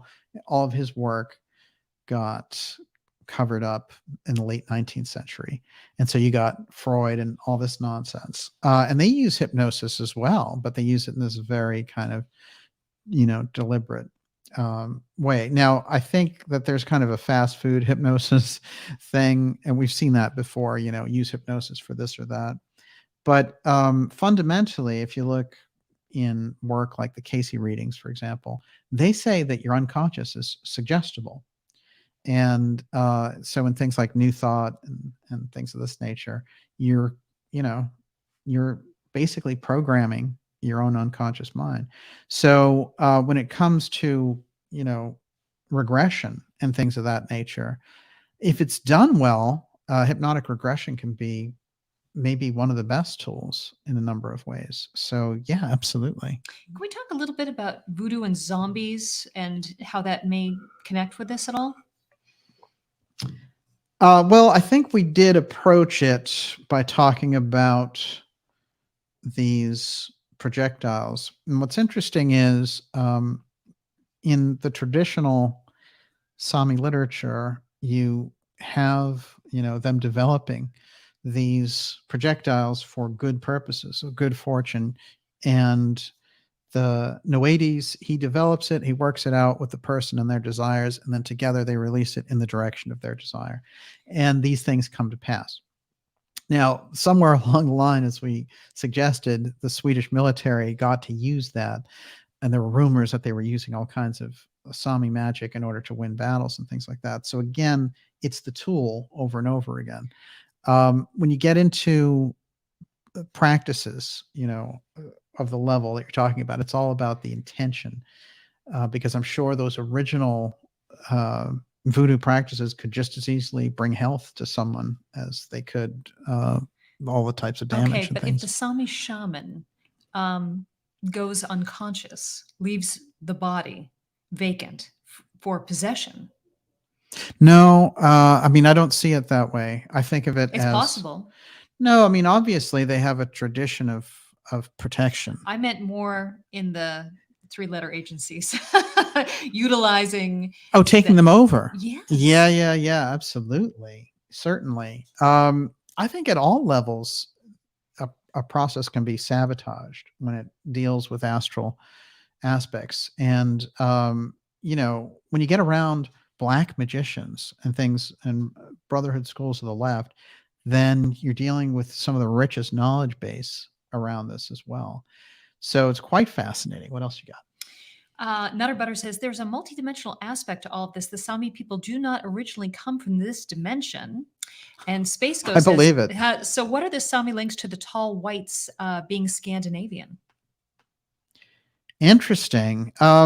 Well, here's what's fascinating, because we came to the Sami because all of these people had reported to John Keel that they were seeing this Asian-looking individual show up and threaten them around the UFO sighting, and then he wasn't satisfied by the description, and then came along with all these different racial groups for them to look at, and they chose the Sami.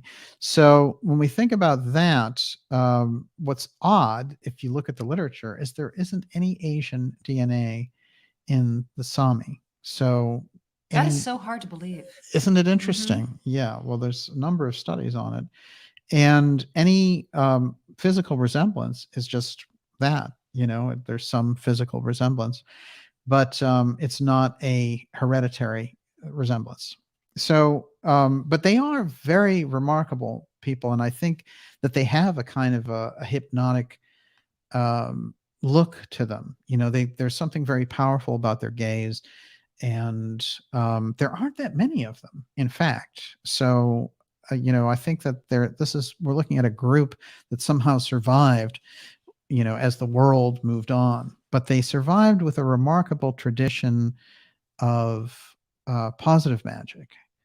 And there's this overhang, though, of just because of the level of the ability, since they were recruited by these groups early on for military purposes, that by the time it came around to our turn with them, we created all sorts of reasons to import these Sami, including the fact of saying, hey, we need reindeer herders in Alaska. That's the reindeer program, where we got all these Samis into America through that. In my opinion, those are cover stories to try and work with these people and find out what types of abilities and talents that they had, and then how to utilize that. Yes. David Tormina, DJ, are there Men in Black stories associated with Howard Hughes? A really good story. Well, I think with Hughes, some of the more interesting stories have to do with his doubles. And I'm trying to think of anything outright mystical in relation to it. But certainly the Howard Hughes doubles story is some of the strangest things, because you have him operating in the Bahamas, and you have him operating in Las Vegas.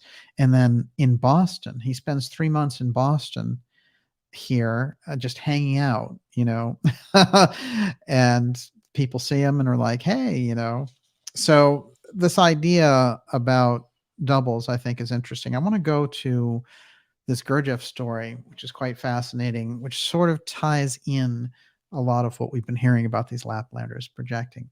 So there's a section in Search of the Miraculous by P.D. Ouspensky where he's dealing with Gurdjieff at a certain level. And even though Gurdjieff is sort of almost playing mind games with him, he knows that Gurdjieff is the real deal that he's been looking for. And so he goes to visit him, and he says to him, I've been looking for the miraculous all this time, and you did say at a certain point you were going to show me what it was. And Gurdjieff basically blows him off, but he says, look, we're doing a series of intensive exercises during this whole week if you stay here. And so he's there for 6 weeks working with Gurdjieff, and they do all these intense exercises, sleep schedule, and all these different things. And he starts to have these unusual experiences. Ouspensky does. And then he goes to tell Gurdjieff about it, and Gurdjieff is silent, and all the people around Gurdjieff are silent. And then Ouspensky can't figure out what's going on. But obviously, Gurdjieff has set up this test for him, and he starts to speak to Gurdjieff. Gurdjieff starts to speak to Ouspensky through his chest. So he starts to hear Gurdjieff's voice in his chest. And he's like, what is going on here? And so he goes to leave, and Gurdjieff tells him, no, come back. And he does the same thing by speaking through him. And so what happens there is Ouspensky sort of feels like the group is in on something that he doesn't know anything about, even though he's been working with them. So he decides, I'm out of here. And he's like, but from doing all these exercises with Gurdjieff for those weeks, I feel like I'm in a supernatural state. And in fact, when he goes back to Moscow, he's walking around and he can see people in their fantasies, and he can see what they're fantasizing about as they're walking around. So he's been launched into this mystical state. But along the way there, in the train from Finland back to Moscow, he's sitting in his train cart, and Gurdjieff pops in completely like himself and continues the discussion that they were having. So he's an astral projection, completely just talking. Now, Gurdjieff's reasons for showing him things in a certain way, there's a lot of that kind of master-pupil relationship. So it's hard to judge exactly what was going on there. What I can say, though, is the abilities that Gurdjieff learned inside the schools give us an idea of the nature of what those abilities are. For example, astral projection, the ability to speak through someone else, all of these different things come out of that mystery school training. So if you think of Gurdjieff as somebody who's maybe working along independent lines or associated more with positive magic, then someone, you can imagine what a negative person can do with abilities like that. That's what the brotherhoods and the secret societies of the left-hand path, those are the types of abilities that they possess. So I think that puts us in the ballpark to understand, there's an actual account of somebody. And remember, Ouspensky's a journalist, and he doesn't even publish the book In Search of the Miraculous until he dies. He says, I want this book published when I pass away. So he's not even, sensationalizing a story or anything like that. He wasn't the type. He had an intensely honest, deep streak to him. He wanted the truth about things in life. But the section of dealing with Gurdjieff and his kind of mystical abilities, he also had the ability to shapeshift. That all comes out of this mystery school training. And again, who was it that kind of led Gurdjieff to this? It was this group of Yazidis that he grew up around. They had all kinds of magical ceremony. In one of those ceremonies, a Yazidi boy is trapped by all of these other boys, and it's just because they drew a circle around him and he can't get out. So even, Gurdjieff says, run, just get out of there. And he goes to run and he can't because he has such a magical association with the circle. And so Gurdjieff scratches out the circle and the kid runs out. The Yazidis very much are kind of a mirror image of the SAMI, and both groups have been heavily persecuted for the deep, powerful gifts that they have. Yes. Okay, Blazing River. Ask DJ to show the drum again and maybe comment on the sigils on the drum head. Also, while you're doing that, I wonder if the pyramids were built using drums and horns to levitate stones. Was Jericho brought down with drums and horns? Karen Carpenter says, I think sound tech was used to move large objects such as monoliths into place. And Space Ghost said, Tibet monk chanting uses ultrasonic to levitate. Yeah, well, listen, this goes right into Casey's description of how they built the pyramids.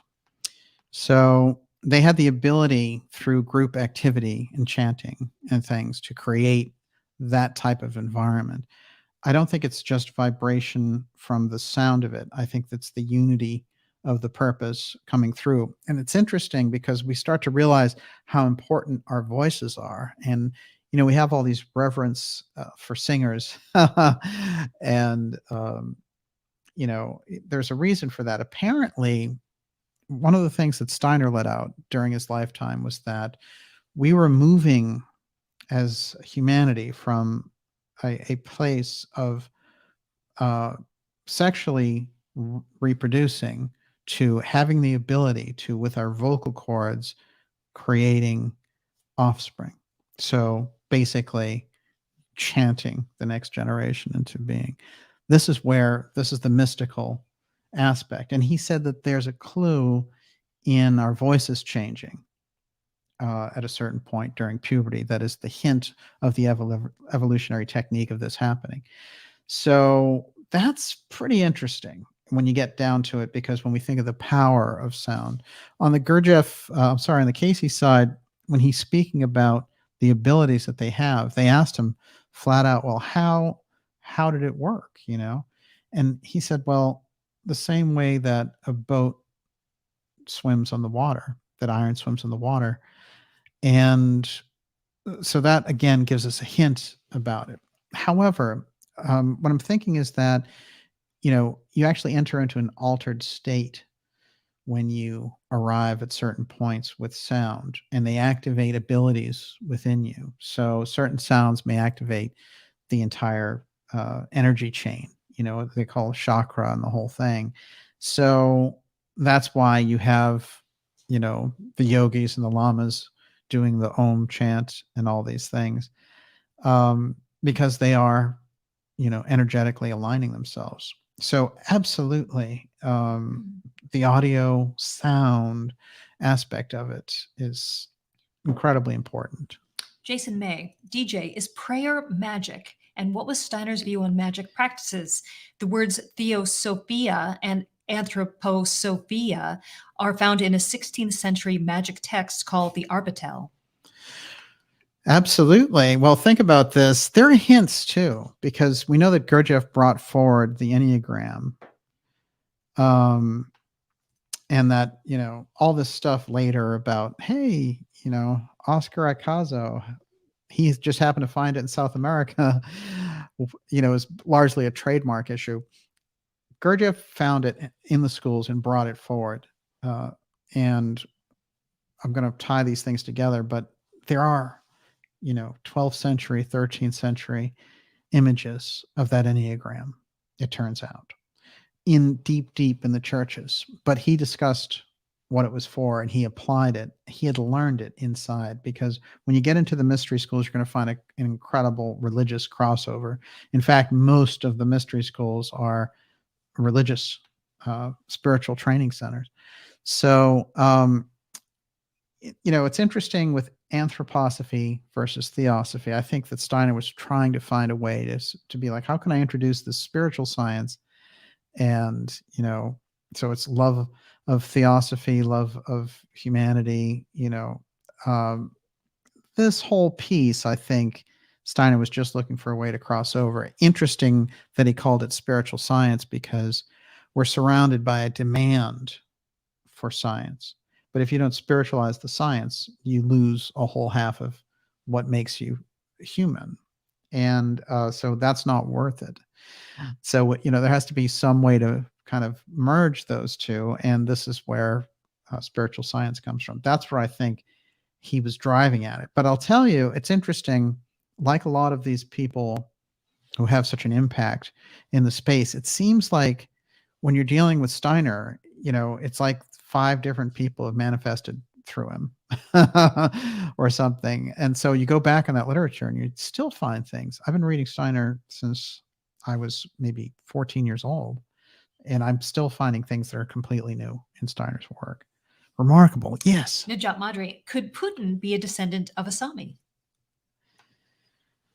It's possible. I'm sure a guy like him would be absolutely interested in the abilities of Samis. And look, the Russians have always been incredibly ahead of us in relation to the acknowledgement of psychic activity. And we know that they were more open in their culture with it, which is interesting because we're supposed to be so open about everything. But psychic ability, astrological things, there's a whole piece coming back into the zeitgeist, though, which I think we're going to see a rebirth around this, maybe a more powerful version of all this coming back to the fore. So you're seeing a lot of it with astrology now. I think that's good because people need to understand, without making it a fad or just a cult the way it's been. But I think some of the deeper astrology could be a great tool for this period. There's a lot of near-death experience that's coming back into people's consciousness. Entheogens are going to be huge. Yes. So Yes. we talked about that. I saw a friend yesterday who talked about all the investments that are going on behind the scenes about psychedelic culture, because they know it's just a matter of time before it's all made legal. Well, this is interesting. There's big dangers with that, in my opinion, about, there's an exploitative psychedelic thing to get you living out of your body as well. So it's all, it's interesting, they've taken your regular earthly life away, right? The robot's going to have your job, but you can trip out, and that's better, right? Let's get the robots to trip out, and we'll just take our job back. Everyone, you're watching the Dark Journalist Show, X Series 145, and this is deep now on the SAMI, the X-Shaman. We're taking your questions. We're going to go about another 20 minutes here tonight. So make them count. Yes, Miss Olivia. Okay, SOS. Do the Men in Black do anything other than suppress the truth with threats? And Robert Ayala says, have there been any recent encounters with Men in Black that you know of? Yes, absolutely. You continue to hear about them. And I think that they've, even the case with Dan Aykroyd is from 2004. But what's interesting is it's a influence situation. So there's a famous story of a doctor in the mid 70s who had really charted these remarkable encounters, and it turned out they were family encounters, and he was really bringing a lot of this forward. His name was Hopkins, just like Bud Hopkins, but he was a different guy, and I think he was up in Maine. And what happens is he gets visited by one of these Men in Black, and they have all these unusual characteristics. Again, they're speaking in a way that he can't quite understand. Their eyes suggests that they're foreign. And his first guess was, I think he was Oriental. And they're dressed in black, and they come in the black car and the whole thing. Now, what's interesting is they say to him, I want you to find something. You have a silver coin in your right pocket. And he goes in and he finds it. And he says, that's interesting. And then he looks at it, and it dissolves in his hand. And they say, well, do you remember someone named Barney Hill? And he was very familiar with the case, because that case in the 70s was all the rage. But Barney Hill had died in 1969 of a heart attack when he was 46. And they say the same way that coin dissolved is how we dissolved his heart. And the same thing will happen to you if you don't, get off this, basically. This is a really weird, menacing encounter. Very often the threats from the Men in Black, it's kind of read between the lines type thing, but that was one of those encounters. There are also weird things around them showing up. For example, during the Mothman UFO frenzy in 1966 in West Virginia.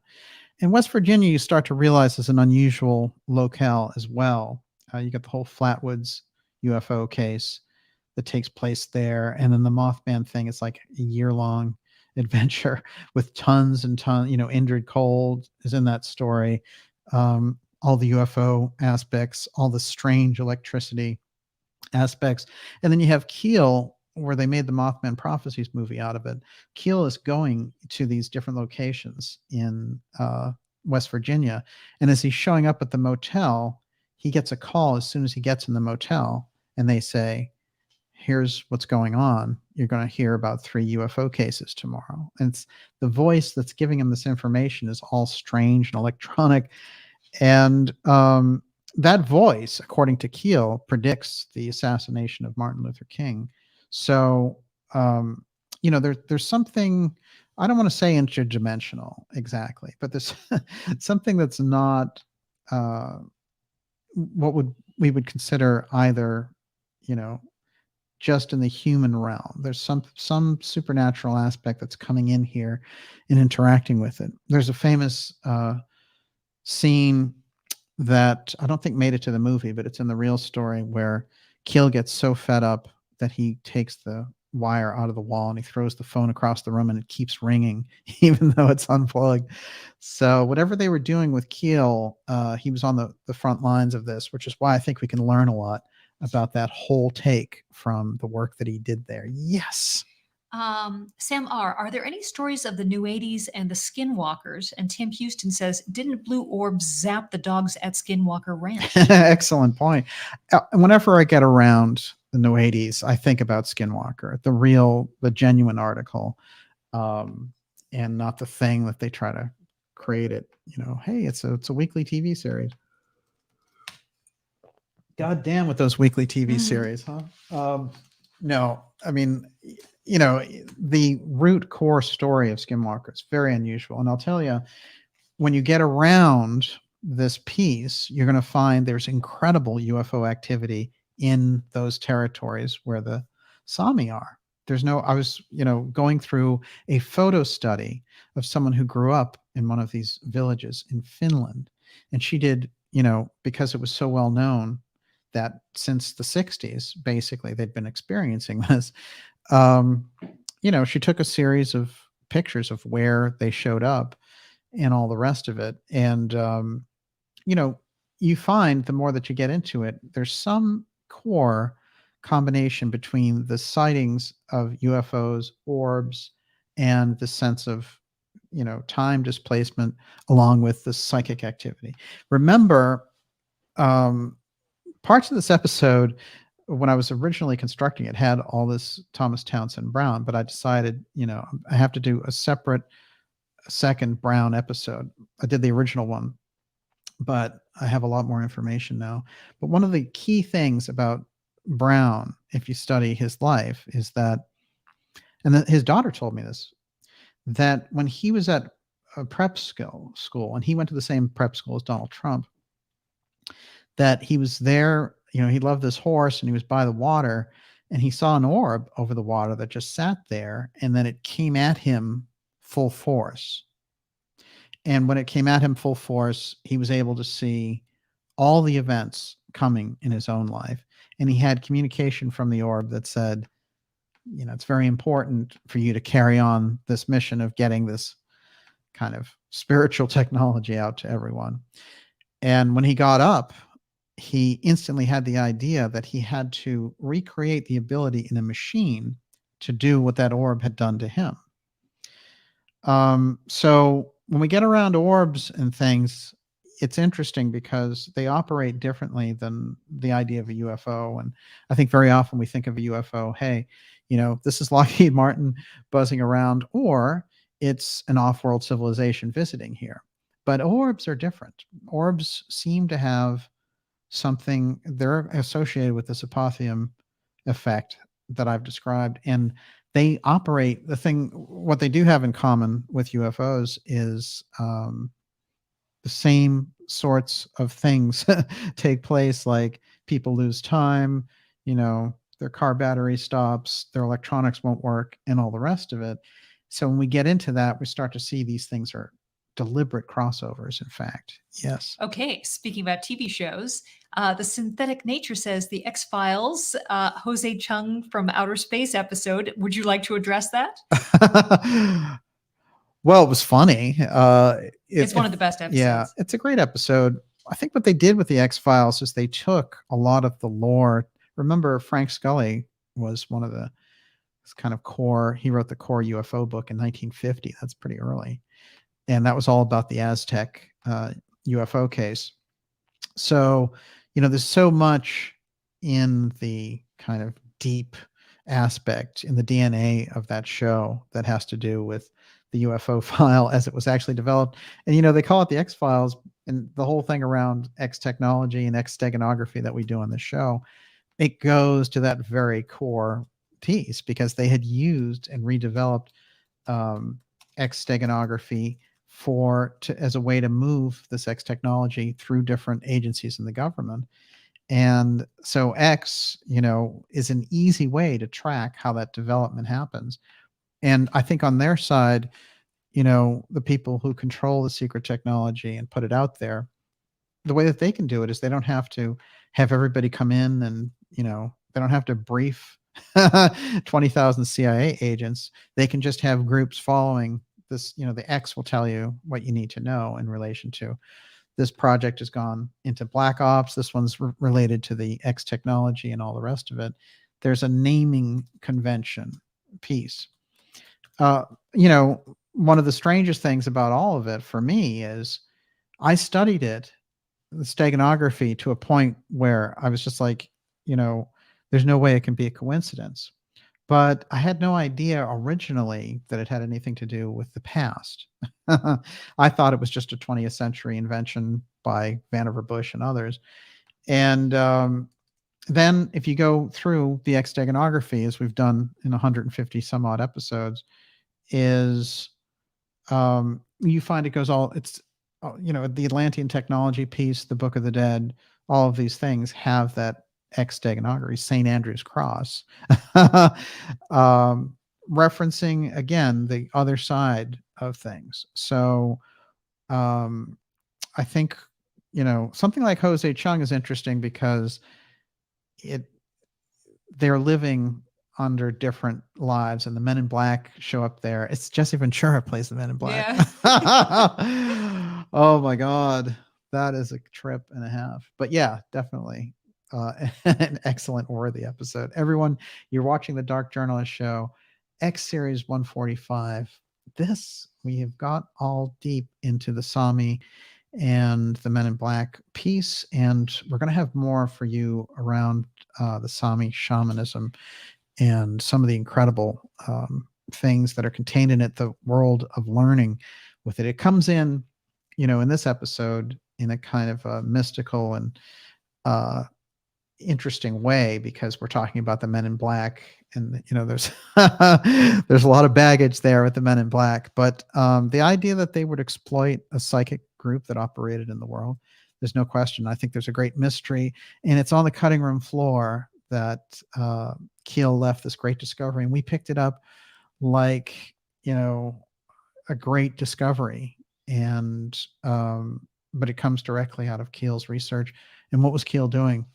Working right in the field, working directly with people who'd seen these crafts and things. And you don't get in like it's those types of things. That type of great breakthrough happens when you're active. You're so active in it, it's almost like the universe responds to you. And I remember when I first came upon this reference at the end of one book, which is not even his most popular book, and we did a show on it on the SAMI in relation to this. But just this little reference that he made, because he had gone through all this incredible effort, gives us a hint if we can pick it up, so if we have the ability to drill that one down, I think there's a fascinating answer in there. We just have to make sure when we get into, and this is a kind of a commentary around fields of alternative research in general, that the wave of distractions that happen in relation to these fields and things that come up that really throw deep research off track. In fact, all the tools, in my opinion, are all there. And you have a lot, some of the greatest researchers and greatest mystics and all the rest of it. You have Gigi Young, you have Joseph Farrell, you've got the deep people still, operating in this. It's not like we need just to look back at Keel and Keith or whoever. They're operating now. And now is the time to really get in there and make a difference with this kind of work. Yes. Okay, Wayne Peak, is there a relationship between the black-eyed children and the Men in Black? That's a really good question. Well, see, that's weird too. I think any kind of anthropomorphic change, whenever you have something, I remember seeing some Casey readings where he talked about going through on the way to get the information for the individual who's giving the reading for. And he sees himself as a tiny dot outside of his body. And he keeps going. And on either sides of him, he sees kind of like cities and other things. And he keeps going and he keeps going. But at a certain place that he goes to, he sees people and they have some physical aspect which isn't normal. So their eyes will be above, will be unusually large, or their heads will be large, and he's seeing these different things as he moves along. And he understands it on the level of there's some kind of astral interference taking place that represents, so when we get into black-eyed children, I think that we're seeing something where, the aspect that we know as the sense of sight is being interfered with, and that's what's reflecting back out. But that is a really weird, we could talk all night about that, because some of those stories are just off the charts. And, it's interesting that I mentioned Casey there, because I was thinking about this, and this is my little aside on this one, but, the whole thing about cigar-shaped UFOs, there's something very unusual about this, and this is where I think we can get into the time travel discussion, and that's part of the T.T. Brown piece that I was mentioning earlier. But basically, in a dream, Casey projects that he's in 2100 AD in Nebraska, and Nebraska's on the coast, and he remembers at the age of 7 that he is Edgar Casey, and scientists come in to study him. And they take him in a cigar-shaped ship. And as he's looking down at Earth, he's seeing all of the houses are made of glass. And you see so many of these weird proposals of like, here, look at these smart cities. And they're all these kind of weird kind of glass cities that we've seen. But there's something about these cigar-shaped UFOs when you think about that. And I remember something from my own grandmother. My mother told me the story that when she was 4 years old, she didn't remember it, but my grandmother remembers it, that my grandmother was hanging clothes at 4 o'clock in the morning, and my mother was with her as a 4-year-old, and there's a cigar-shaped ship going through the neighborhood in Newton. So, there's something unusual about that, 4 o'clock in the morning? What was she doing hanging clothes? Well, she's a hard worker. But I will say this, that the cigar-shaped ship aspect, when we get it in the Casey readings, we get it here, he's in 2100 viewing events there, and they have those ships. So why are we seeing them here? And why are they kind of a major point of, the kind of variation on the UFO? That's a weird one. I have something about the first appearance of this Asian type of man in black, who supposedly was an Asian appearance, and it turned out, as I said, it's actually the SAMI.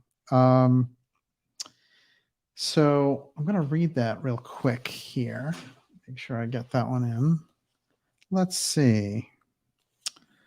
It's funny, somebody mentioned voodoo earlier. I didn't want to blow that off. I think it is, the whole thing about juju and voodoo and all that is very important. And I think the, carried over culture, there's a lot in Haiti about it and things that need to be learned there. And it is absolutely fascinating. So this is interesting. This is John Keel, and it's his book, Operation Trojan Horse. Voodoo and black magic are also said to produce such figures. In the early 1950s, Albert Bender, we spoke of earlier, dabbled in both black magic and ufology. He created a stir in ufological circles when he claimed that he had been visited by 3 men with glowing eyes. Dressed in black suits, he suffered all the classic symptoms of demonomania. I don't know what that is. The fierce headaches, the upset stomach, anorexia, amnesia. He abandoned his UFO studies after these experiences. I have in my file hundreds of cases, some of which are now being investigated by qualified psychiatrists, in which young men and women obsessed with the UFO phenomena have suffered frightening visits from these apparitions, been followed by a mysterious black Cadillac, which appeared and disappeared suddenly and have been terrified into giving up their pursuit of UFOs. Many contactees report similar experiences. The phenomena is reflective. The more frightened the victim becomes, the more manifestations are escalated.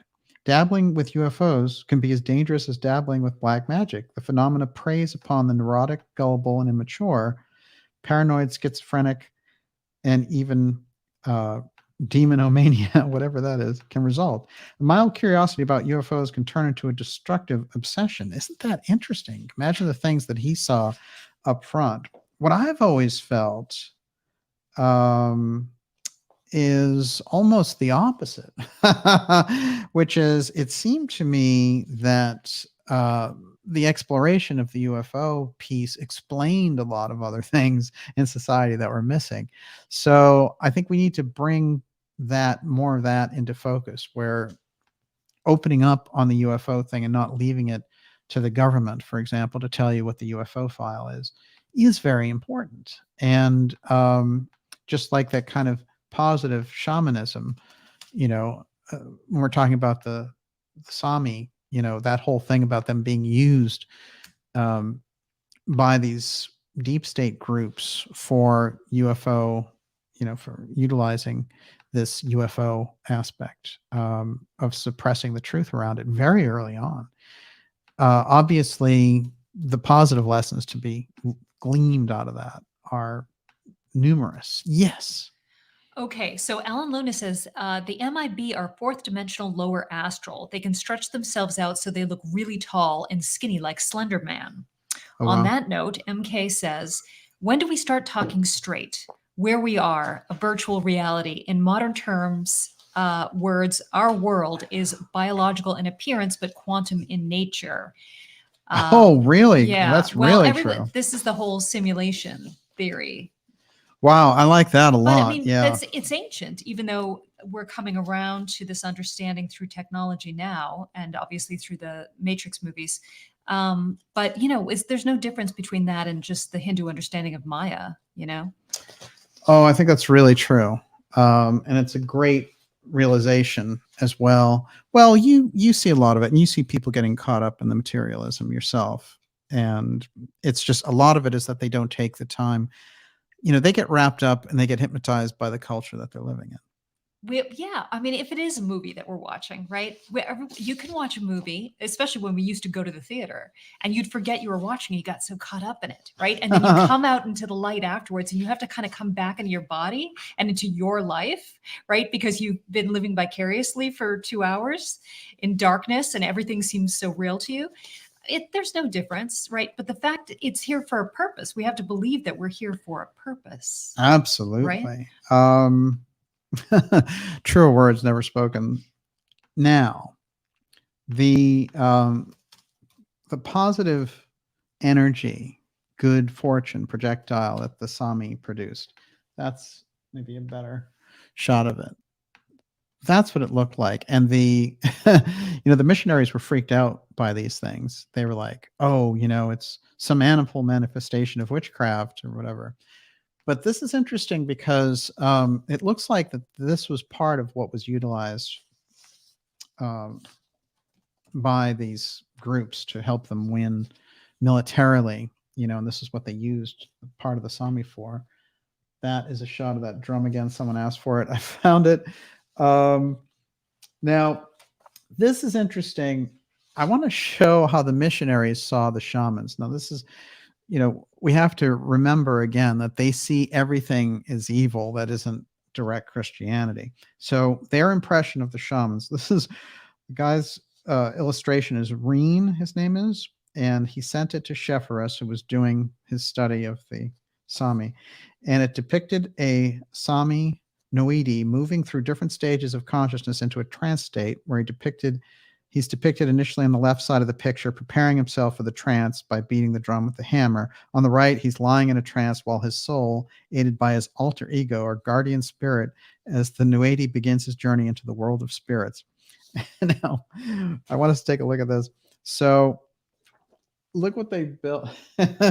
This is how they portrayed the soul on its journey here. This thing, which is obviously, they wanted to give that impression of the SAMI being demonic and all the rest of it. But it is an interesting snapshot that they're getting this impression. Okay, they use the drum, they go into a trance, and then they transform into something else.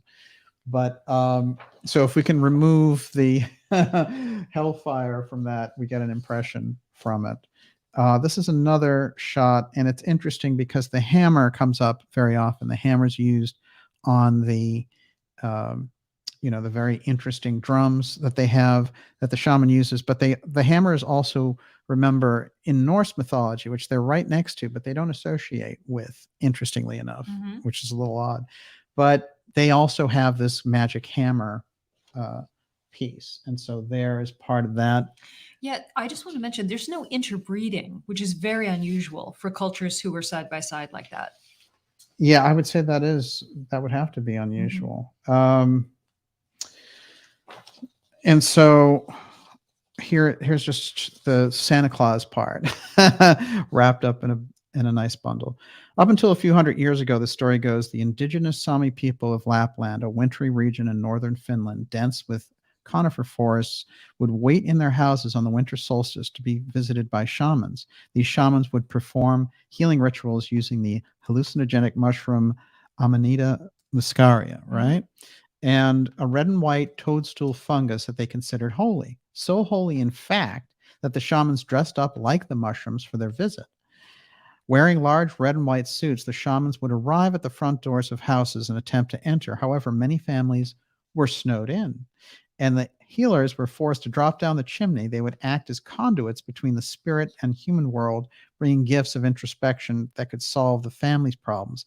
Upon arrival, the healers were regaled with food. They would leave as they came on reindeer-drawn sleds.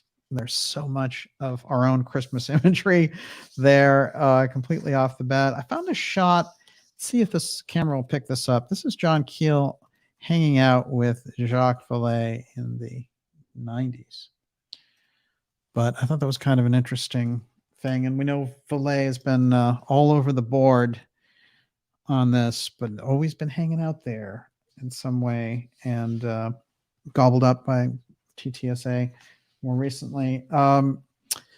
Finally, on this, Frank Edwards. Frank Edwards was another one who warned about the Men in Black.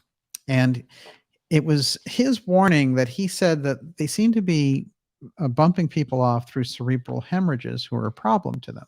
So all of these people who would be really good UFO researchers, they'd end up dying of a cerebral hemorrhage. The Invaders. This is adopted into the show The Invaders. But Edwards, it's very interesting to note, was a friend of Harry Truman. So this wasn't just, some guy off on a crazy tangent. And his books are quite remarkable. Anyway, in one article that he has, it's called Are Satellites Hunting the Saucers? May 1963. Here's the quote that I think sums up so much of tonight. Within a 24-month period, 1947 to 1948, the appearance of UFOs in the region of the South Pole, Argentina, Chile, Australia, France, Great Britain, the United States, Sweden, and the Soviet Union sent expeditions to the Antarctic. Tangible developments were motion and still pictures of disc-shaped objects that circled ships under Chilean commander Origo, and two, the realization that objects presumably entered Earth's atmosphere at polar regions for a reason. On March 2nd, 1958, telemetry from Explorer satellites confirmed the existence of a zone of intense radiation, the Van Allen belt, encircling the Earth about 600 miles out from the equator. There is no such belt above either of the polar regions. Now that's pretty interesting. And what I want to determine on that is if that statement and science from May 1963 holds up 60 years later. So I'm going to be looking into that. But if you have the answer, let me know. That the Van Allen belt encircling the Earth there's no Van Allen belt around either of the polar regions.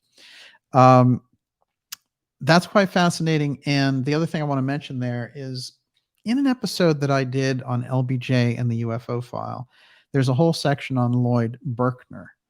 And Lloyd Berkner was one of these physicists who ran the International Geographical Year. from 1958, 58 and 59. Or it was 57 and 58 actually. But what's interesting about him, he's interesting for so many reasons. He's part of the Robertson panel, the study of UFOs. He went to Antarctica. He went with Byrd to Antarctica. He was the person that, in fact, JFK was going to meet in 1963 at the trademark, and that they were going to do a ceremony together with the flag. All of that got scrapped, of course, when Kennedy was assassinated. But this International Geographical Year seems to team up with some unusual facts. This whole emphasis around Antarctica that our friend Edwards is giving us a hint about. It also happens to be that at the end of that, suddenly Alaska and Hawaii become states. So, there's a lot of connecting dots to do there, but I think that there's something significant in that. And Edwards himself, what will happen to Edwards? He will die of a cerebral hemorrhage. Mm-hmm. How unusual is that? All right, you're up, Miss Okay, Olivia. Najat Madri. Just realized, isn't it interesting? The Blues Brothers were dressed as Men in Black, and Ray Story says, "DJ, why do you dress like a man in black?" The answer, because I don't.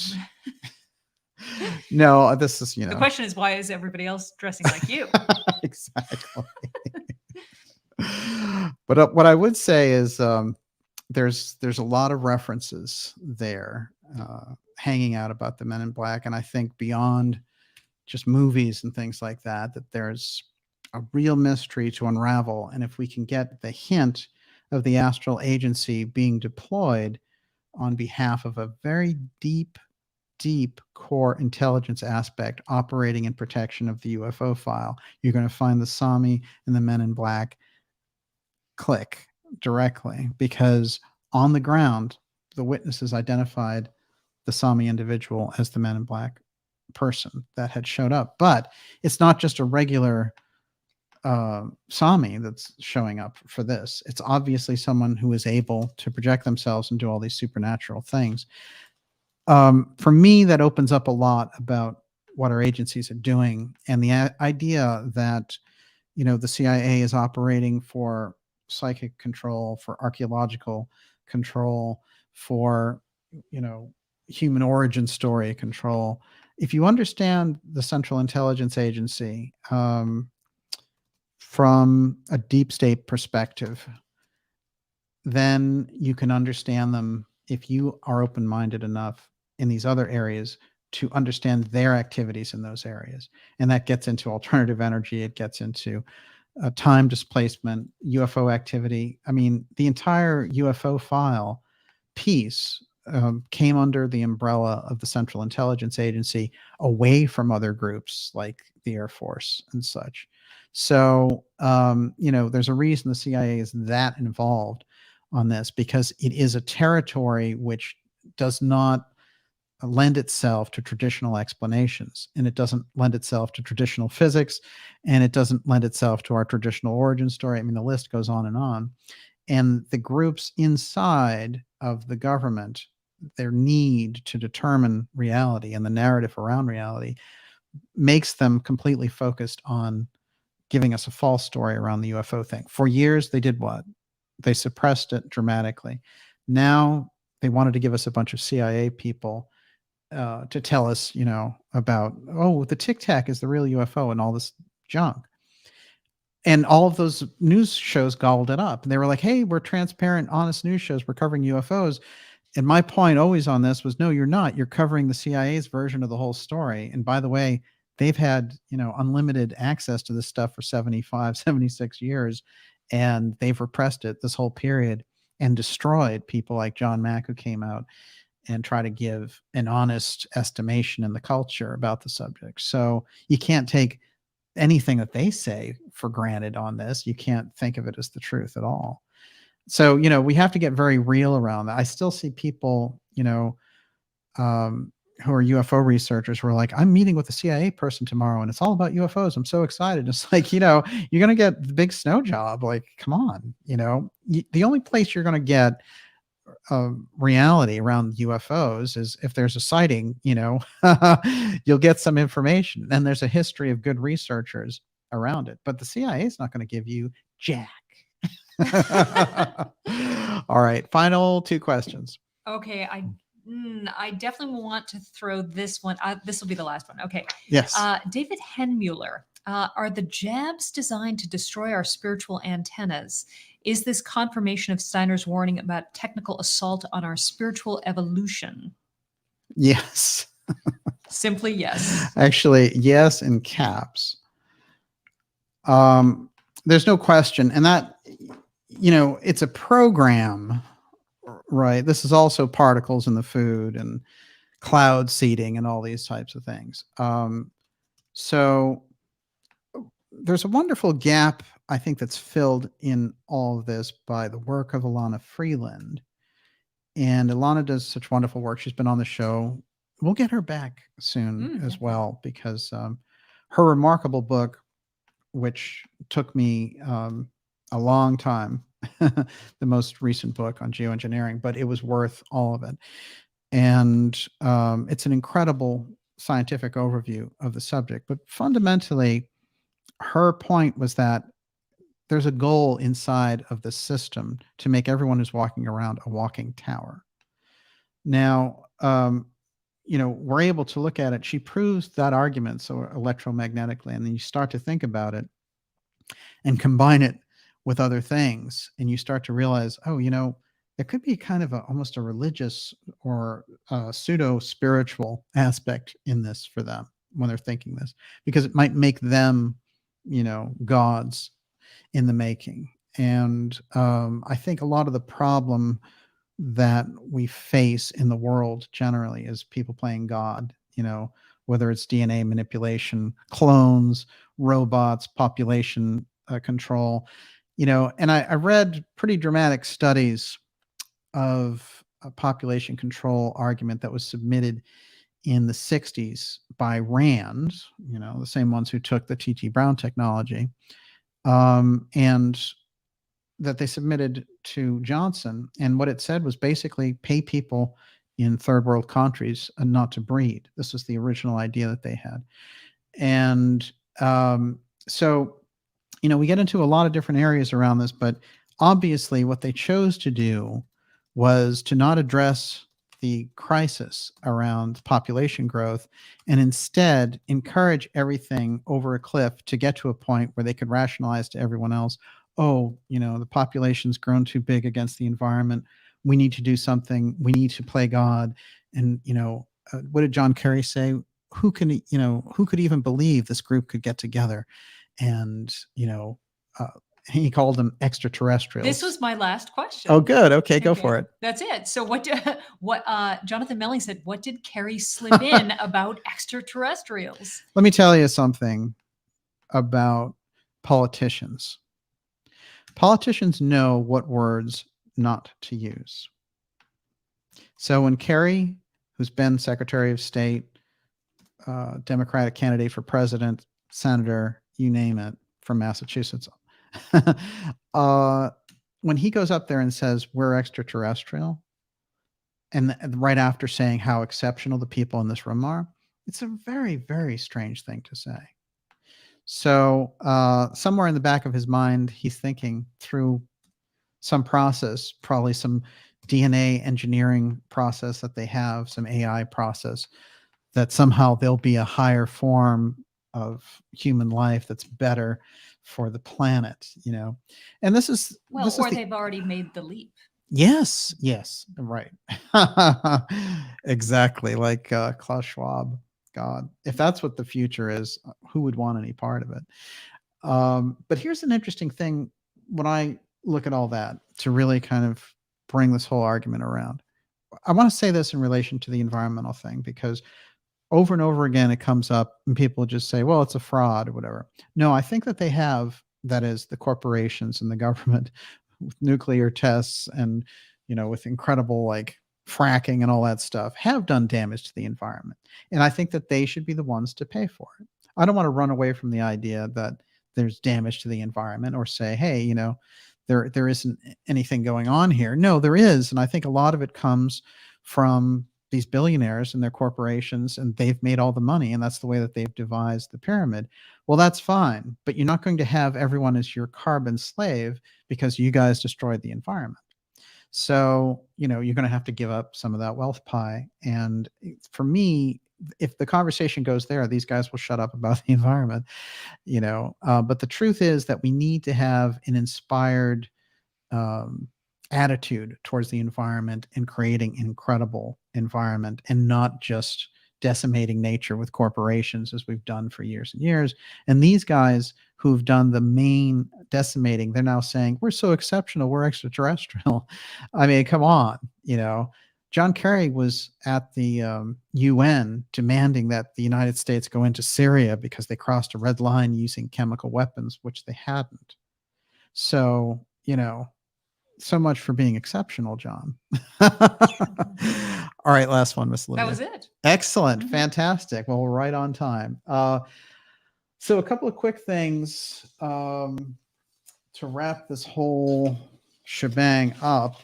The SAMI piece, I want to emphasize just how incredible and the things that I've learned about them. I think that they are remarkable people, and I look forward to finding out more about the traditions that were hidden and suppressed. Maybe there's a way to bring some of that back to light. But I do think there's something remarkable to find in the literature and in the research around the Men in Black and relate it directly to the use of the Astral Agency. And then the next question becomes, how does the Astral Agency function after 75 years, 80 years of practice? That's maybe goes on the deeper questions and gets us into the secret society, mystery school activity. And that's where this conversation goes next, for sure. And, but the idea that this, very talented group was utilized and targeted early on and brought over here to America to do, to create something like an Astral Agency to give us sort of the ultimate edge. I think we've opened up the question in a fashion that you would hope that people like Bender and Keel and Jim Keith would feel very comfortable with, because they were around tracking this stuff and being like, what on earth is going on here?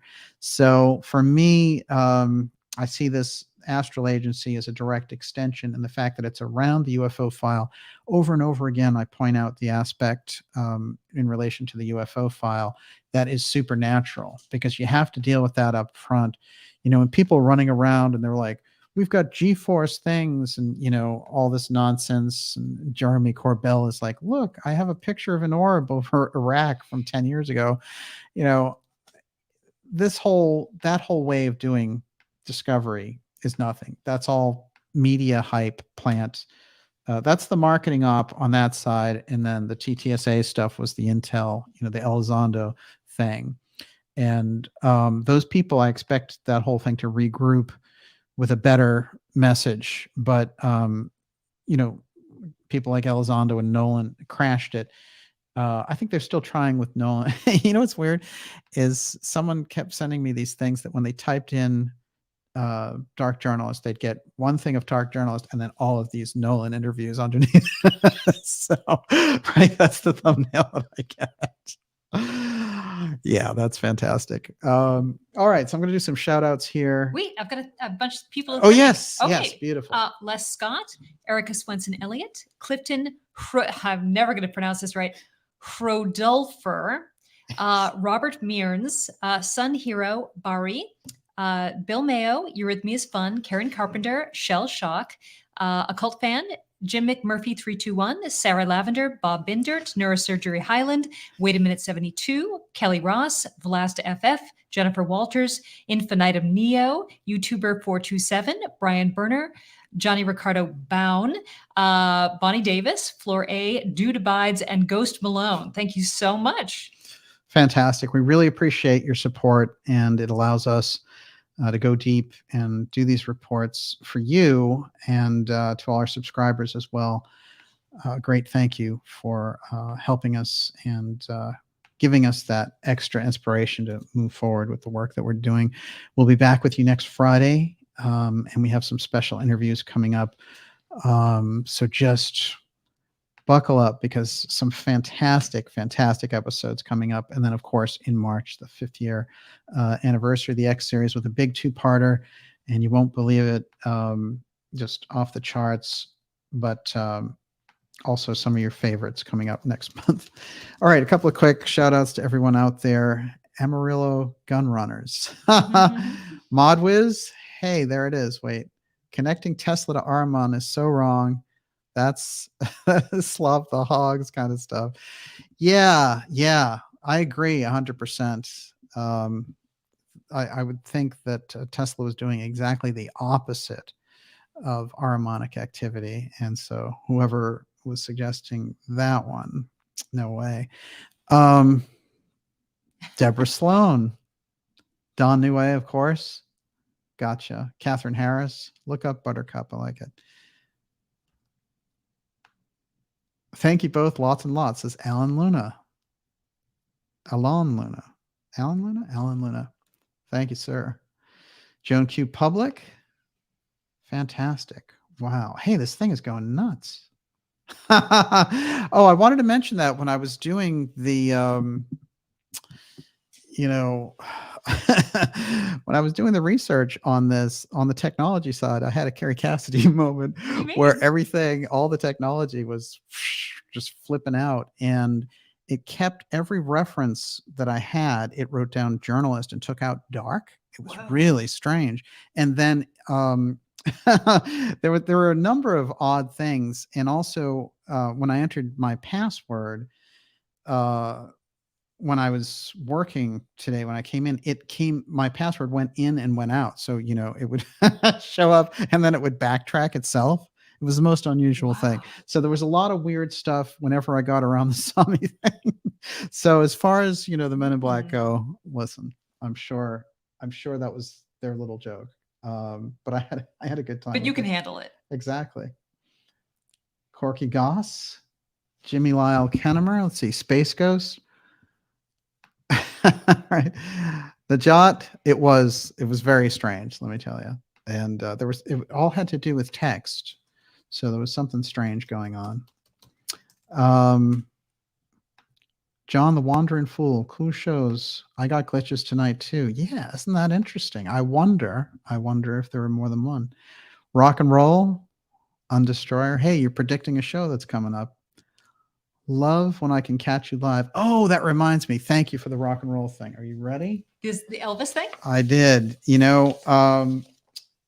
Earlier this week, I tweeted out a strange discovery while I was researching something else, and everybody jumped all over this. I got just a ton of emails about it, and I promise I'll get deeply into what's going on here. But basically, I had Elvis at Roswell, New Mexico, on Valentine's Day, 1955, one of his first shows ever at North Junior High School in Roswell. Very, very unusual. Let's face it. I mean, here's Elvis in Memphis, and yeah, they'll run him around a little bit, but Roswell, this tiny little town in New Mexico, at a high school? I don't know. I've never heard that before. And I got to say, I just thought it was exceptional. So there it is. And what's interesting, of course, is I found out that most of the shooting for The Man Who Fell to Earth that Bowie did was also in Roswell, New Mexico. And that's interesting for a few reasons. But one of the reasons is the story about Roswell wasn't out yet, because it wasn't rediscovered until 1978, which is 3 years after the movie. So explain that one, huh? Excellent. Catherine Harris. Jennifer Walters said, I love Elvis, and she gets the quote of the night right there. 1955. What a year. Wow. Fantastic. Thank you so much, everyone. It's been great to have you here. Olivia, bravo. Nice job. And we'll see you all next week. And remember, it says end broadcast, but after all, it never really ends. Never really ends. Fantastic. It almost like you said Raelian there. We still haven't done that episode. Fantastic. Sounds like a Pegasus. Good night, everyone. God bless. And have a great weekend.